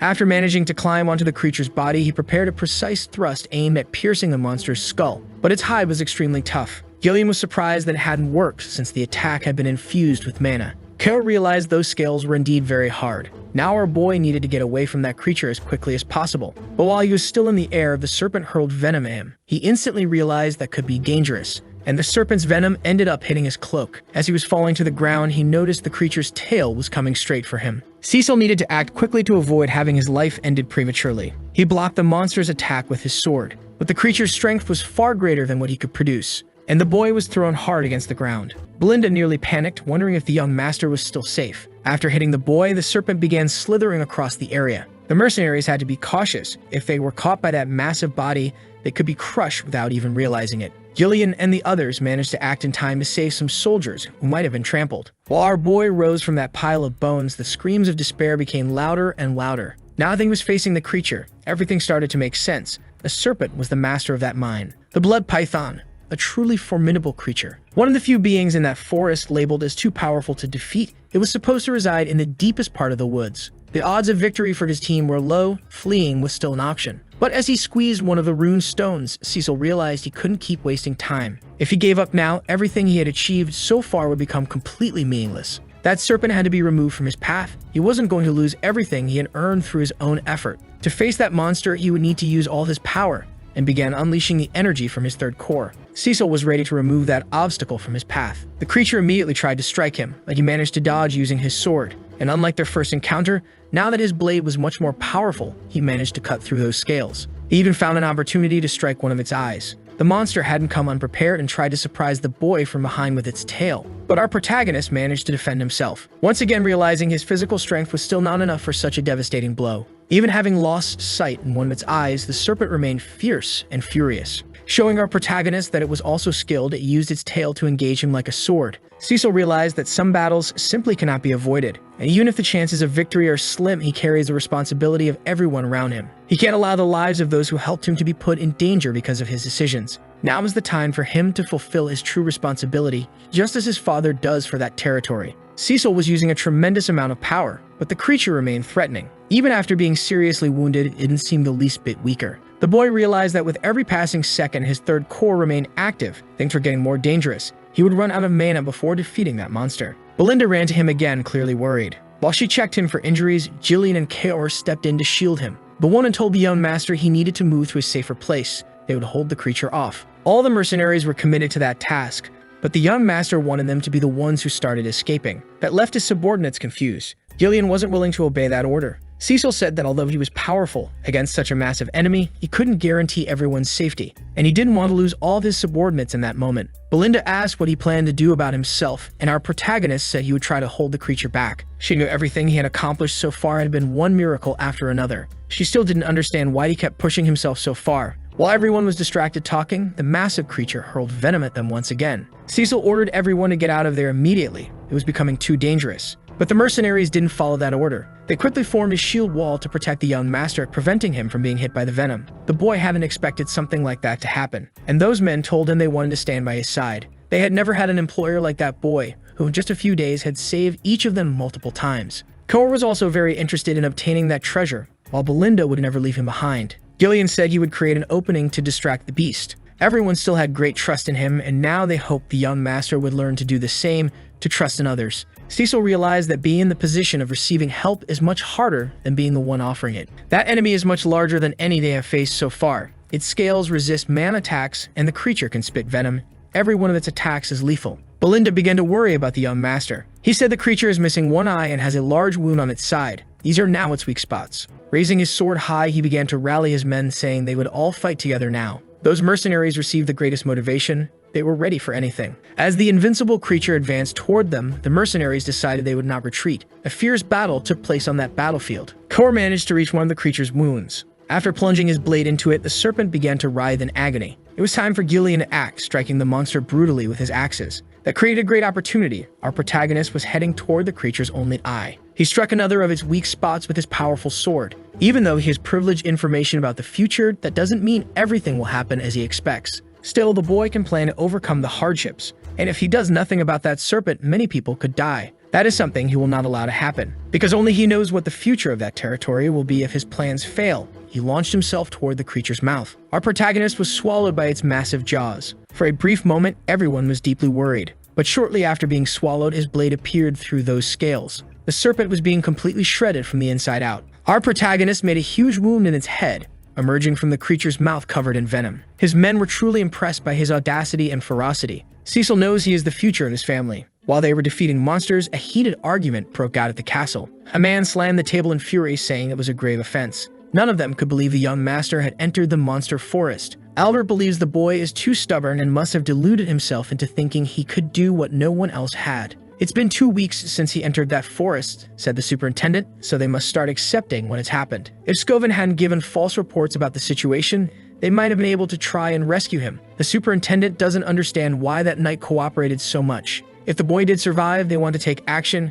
He should be punished for his actions. But unlike those men, his father seemed to notice something else. Randolph suddenly entered the room, bringing news. He said the Lord needed to come outside to see what was happening. Against all odds, Cecil had returned to the castle. The boy was very well dressed and walking toward his family's castle. Now our boy is in his father's office, surrounded by all his advisors. The look in their eyes is very intimidating. They want to know what the boy did in that forest. Cecil told them all that he had returned. His father said he had not granted him permission to try and claim dominion over that forest. The boy apologized for his disobedience but said those actions were strictly necessary. The superintendent believes he is exaggerating, while Randolph asks if he truly had to disobey his father's order. For entering that forest is a serious offense. Besides the risk of his own life, he could have attracted dangerous creatures into the territory. Cecil said that, as they can see, he came out alive and no monster attacked the territory during that time. The superintendent was outraged by that response, and the captain of the knights was also angry. Albert asked the boy if he thought this was some kind of joke. Even though nothing happened, it might have just been luck, so they would consider this merely a lapse in judgment on his part. By presenting a letter on the table, he said the boy had no excuses for his actions. The boy realized it was a letter from Count Leopold. They had already been suspicious of that visit he made, but they did not expect that he would threaten his fiancée to get 20,000 gold coins. The Count was furious and severed all support he used to give them, and also broke off the engagement. Cecil is trying to understand how the Count had written that letter. Since he doesn't get along with his own daughter, it seems like a forged document. She may have manipulated her own father out of greed, which also confirms she had become his enemy. Those assassins wouldn't be the end of these problems, and now he can no longer exploit the weakness of his former fiancée, as the Count won't believe his words. Had he delayed too long, those events could have prevented all of his actions. Cecil once again realized that time is not on his side. Albert wants to know if the boy has anything to say in the face of all this, because they need to return those 20,000 gold coins. Randolph said that amount could support the army for a while, and our boy said he had already completely spent those resources. They were invested in the conquest of that forest. All the men present listened to those words in silence. They couldn't say anything, because a boy had burned through all that money in a forest with no apparent wealth. Cecil apologized for what happened, but he had nothing to say about Leopold's situation. That's when the captain grabbed him by the collar, saying he's a bastard, a successor who ruined his own territory. The superintendent declared that he is no longer the young master, but merely a common criminal.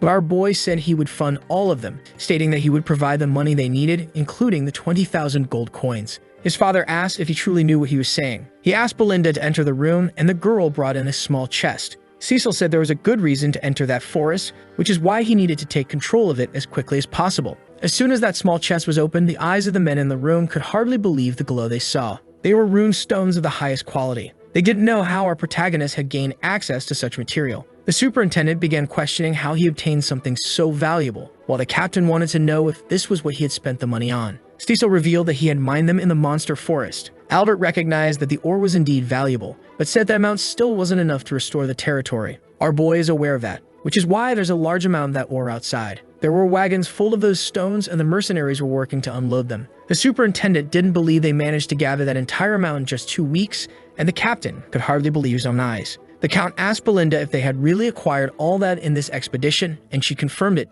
saying the young master led them every step of the way. They even brought back the bodies of the most notorious creatures from that forest, stating that the ore they had brought was only a small portion of what they had discovered. Cecil wanted to conquer the forest to contribute to the territory. Those resources belonged to them. Albert did some quick calculations and told his lord that this would cover all their costs for a significant period of time, which left the superintendent and the captain speechless. They immediately approached the young master, saying that what he had done was truly incredible, and that this expedition must have left him exhausted. The boy said he had a few conditions to share with all of them. They must immediately release Ricardo and Scoven from prison, as they were only following his orders. The forest must remain off-limits to any citizen. They cannot allow rumors to spread through that region. The superintendent realized these requests were very reasonable and not at all abusive. Finally, the boy wants to manage the troops of that territory, including the mercenaries he had hired. He doesn't want to have to ask for permission for every military action he takes. Randolph asked if the boy really wanted to have his own personal army, saying that's impossible because they don't know what he might do. Albert tried to correct his colleague and said he'd try to be clear. The boy apologized for disobeying his father, but this request was essentially a demand for full autonomy. But our boy said Albert misunderstood. These are his conditions as the future sponsor of this territory in place of Count Leopold. If his demands are not met, he will not be able to contribute to the territory's finances as he wishes. Albert asked the Lord to take a stance as the boy was practically seizing control of the land. That's when the mercenaries approached him. They had finished the work they were ordered to do, and the boy praised all of them for their hard work. Gillian said the stones had already been unloaded, and they would be moved according to the young master's instructions. His other commander said they had also taken care of the creature hides as ordered, and he was awaiting instructions on what to do with the serpent's body. Cecil said they would begin processing it soon. They need to separate the meat, the venom, and the hide before it spoils. The Lord began speaking with Randolph, who was impressed by those mercenaries, and even more impressed by the young master's ability to lead those men. The truth is, the Lord was also very surprised by what he was seeing, realizing that the boy already had a private army. He said mercenaries are difficult to control, yet those follow the boy without complaint. He must have worked hard for that. Cecil said that without their help, he wouldn't have accomplished anything, and his father understood what had happened. Calling his men to return to the castle, he said he would forgive his son's disobedience this time, but next time he would have to bear the consequences of his own actions. And the boy thanked his father for the gesture. The Lord said that one day he would be the lord of those lands, and that there was a northern wolf inside that boy as well. The northern wolf is the title held by the patriarch of this house, the one responsible for protecting those lands. His father had always been a lone wolf, with an underfunded army and a territory plagued by poverty. Even facing such adversity, he spent his entire life fighting a never-ending battle along those borders. He ended up suffering a tragic death without any kind of recognition for his efforts. The mercenaries were relieved they could finally rest. Belinda asked if they were going to the castle, but our protagonist said he would depart on a journey immediately. Gillian said he still needed to recover from everything he went through in the forest. It was a miracle he came out alive after being swallowed by the serpent. Belinda asked if he had any idea how much effort it took for her to neutralize all the effects of that venom. But the boy reassured her with a hand on her shoulder, saying he would leave everything in her hands. With that, he stepped away from his companions. Rumors about what they did in that place would soon spread across the continent, eventually reaching his enemies. Cecil needs to strengthen his territory as quickly as possible, so that no one dares to attack those lands. As he tried to walk, the boy collapsed to the ground, completely exhausted. Elsewhere, the evil nobles were gathered, conspiring against our protagonist's family. A carrier pigeon had arrived there, bringing messages. The mysterious man opened the letter and began to read its contents. The letter stated that part of the monster forest had already been conquered. The Dickold must begin a war against Perdium, and Educard will intervene in it. That family must be exterminated at all costs. They realized the time had finally come, and the Duke must have already chosen a new lord for that territory. The man asked how many of their people were still infiltrated in Perdium's lands. One of the nobles said he had 2 vassals and 1 knight there. The mysterious man ordered the vassals to be sent to Diggold's territory. The death of one of their sons should be enough to start the conflict, and Victor would be the one responsible for carrying out that mission. The nobles hadn't expected to hear that name, for he is the most powerful weapon of House Desmond, but if Frank had done his job, they wouldn't need him be having this conversation. Another noble said that Victor is very reliable, but that it's too soon to reveal their greatest weapon. They had been acting cautiously until now, and he wanted to know why the Duke was interfering in this matter when he usually moves from the shadows. And the mysterious man stated that it was because of the monster forest. All those decisions were in accordance with Duke Delphine's will, and the nobles should not question that. They should prepare for the war that is about to begin. The mysterious man's name is Harold Desmond, and he asked if anyone else was aware of the situation. In the home of our protagonist's former fiancé, someone was seething with anger. Amelia was growing more and more furious over everything that had happened. Her knight was trying to comfort her in a way he could. She couldn't believe that Bastard had obtained a runestone mine, all of it funded with the money he took from her. Her assassins had failed to capture him, and even after her father had cut off all aid to those lands, she still felt she had been made a fool. The knight said that didn't sound like her at all, After a deep sigh, she admitted she had let her emotions take control for a moment, realizing she couldn't go back in time to fix her mistakes. The knight was only waiting to receive her orders. He was prepared to carry out any task. No matter what that woman asked, he would definitely do anything. Amelia realized that with this recent discovery, the Perdium family would soon recover financially. But they need to act before those stones are sold. The knight didn't understand her idea. So the girl explained that she had just received the news, and that they had obtained those stones only a few days ago. There hasn't been enough time for them to sell them yet. This is her chance to act, because it's obvious where they'll go to sell those stones. The knight assumed her plan was to intercept the distribution line, but he had no idea where that would take place. Amelia said there's only one place in the entire north, the Scarlet Magic Tower, which is led by Archmage Delmud. This ore is essential for magical research, and every tower will want to get their hands on it. She wants to send her assassins to interfere with the route, launching several attacks to prevent the cargo from reaching its destination and to steal it for herself. Her knight pointed out that there's another magic tower in the territory of Brevin and asked if she really believed they'd choose a different route. She said she had heard some rumors and that the magic tower there no longer represents any real force. Besides, she summarized, our protagonist is obsessed with money. He'll go wherever the profit seems greater. Amelia believes that this time she will strip our boy of everything he owns. Meanwhile, our protagonist is lying in bed, recovering from the wounds he sustained during that expedition. He began to recall what had happened with the serpent when he was swallowed by that massive predator. He had already reached the monster's esophagus. The entire place was filled with venom capable of melting its victims. The mana from his third core was burning away the excess venom, preventing it from contacting his body. Even so, he had inhaled a great amount of it. Most of the serpent's victims die at this stage. Cecil realized he had to endure just a little longer. He couldn't lose consciousness in that place. To protect everything that is precious to him, including the future that hasn't happened yet. If he couldn't rid himself of the venom, it would become a part of him, causing all the venom that entered his body to be absorbed into his mana core. The movement of each of his mana cores would surely neutralize the poison's effect. This is a very delicate process. Only those who have transcended the limits of humanity are capable of doing it, turning the venom into fuel to increase his mana even further. At last, our boy woke up from that strange dream. He realized that his body felt much better. He woke up in his room but couldn't remember the most recent events. He only remembered being forgiven by his father. Lost in those thoughts, he noticed his sister was there beside him. She hugged him the moment he stood up.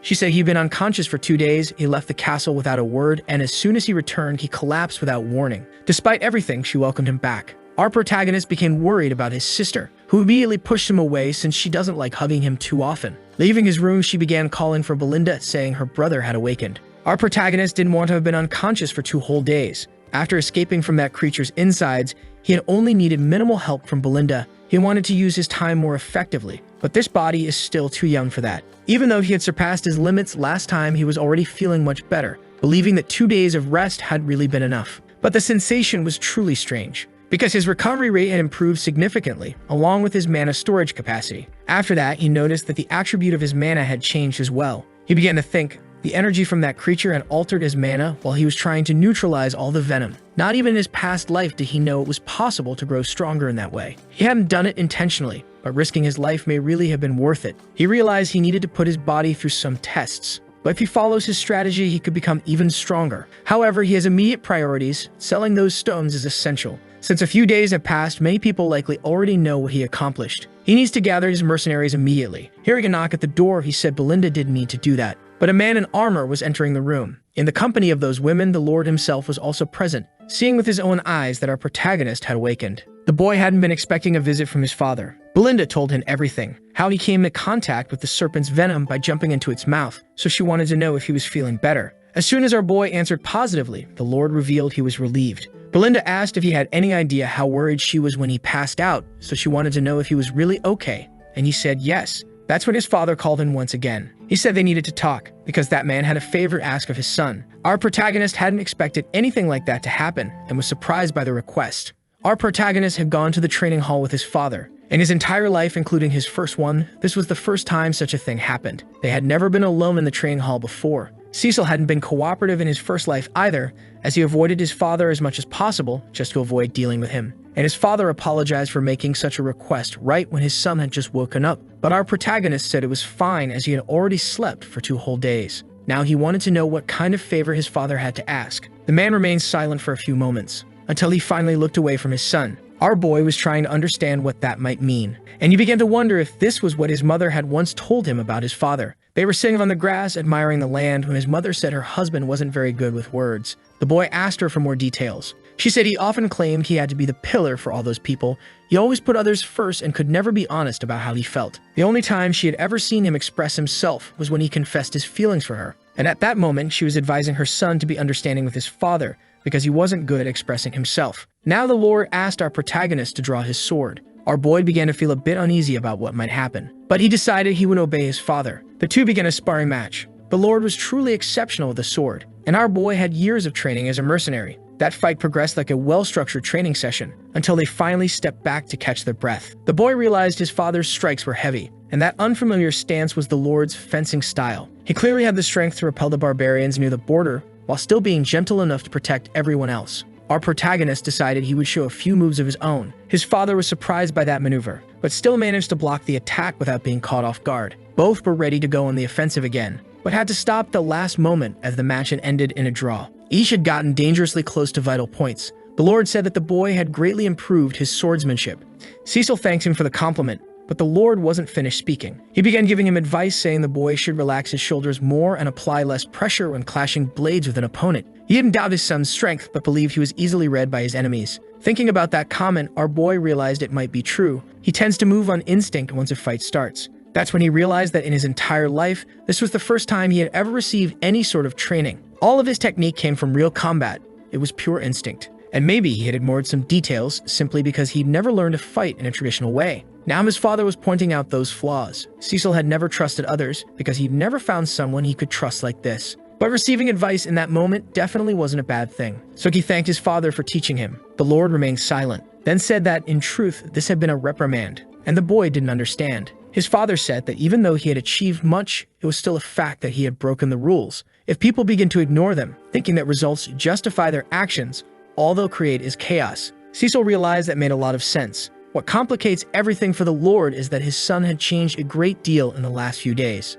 It seemed that his son was envisioning a reward far beyond the reach of any of them. The Lord asked him to stay on that path and to keep thinking about House Perdium and those around him, so that he can fulfill his responsibilities when he becomes the Lord of those lands. Our boy knows he already has many responsibilities, but then he remembered something. His father was almost leaving the room when Cecil recalled that he had a favor to ask, but had yet to say anything. The Lord stayed silent for a moment, then let out a deep sigh to speak to his son. He asked if he could borrow a bit of money from him. Shortly after that, in the camp within the monster forest, our protagonist was gathered with his private army. All those men showed great respect to the young master. Speaking to all of them, Cecil hoped they had gotten plenty of rest, and the men responded that they were all doing well. Cecil then went to speak with his closest subordinates, Kaor and Gillian, who noticed he was already better. The boy apologized for making them wait. Looking to the old mercenary, he asked how Rachel, his daughter, was doing, and the man said he never imagined she'd be able to walk on her own again. There were no words to express the gratitude he felt toward the young master. Cecil felt deeply thankful for having been able to help that man. Now that he was gathered with the 3 closest members of his army,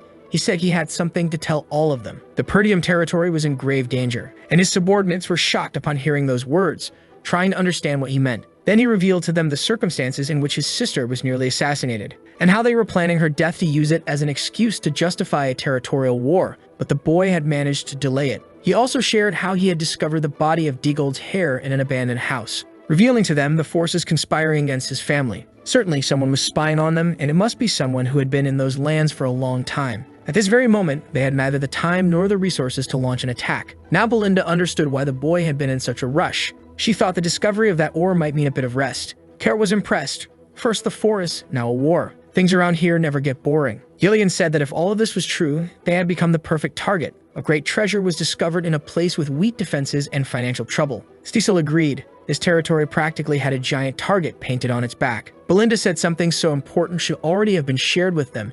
They needed to take this information to the castle. But the boy said there was still no time. Even his sister's personal guard had betrayed her, so there were certainly spies among the others. And right now, they couldn't tell friend from foe. They still had a little time because Helena was alive, but now that the treasure had been discovered, their enemies had no reason to wait. Surely, a harsh battle was approaching them all. A heavy silence fell over that tent. Kor said he would serve him, because being by this noble's side had always brought plenty of entertainment. Gillian said he had already pledged his life to him and would follow him to the end, while Belinda declared that no one could protect him better than she could. Our boy was filled with excitement at the loyalty of all those people. that the greatest enemy of his family now was Duke Delphine, as well as Count Desmond and his former fiancée Amelia, and our boy was not going to let them carry out their plans. He told all his men that they were heading to the Red Magic Tower. Koa realized that they were finally going to sell those stones. He was eager to see some real money. Belinda asked if it wouldn't be better to go to the Scarlet Tower, since they might pay more. Cecil believed there would be less conflict if they went to the Red Magic Tower. Gillian knew that transporting something so valuable would always attract attention,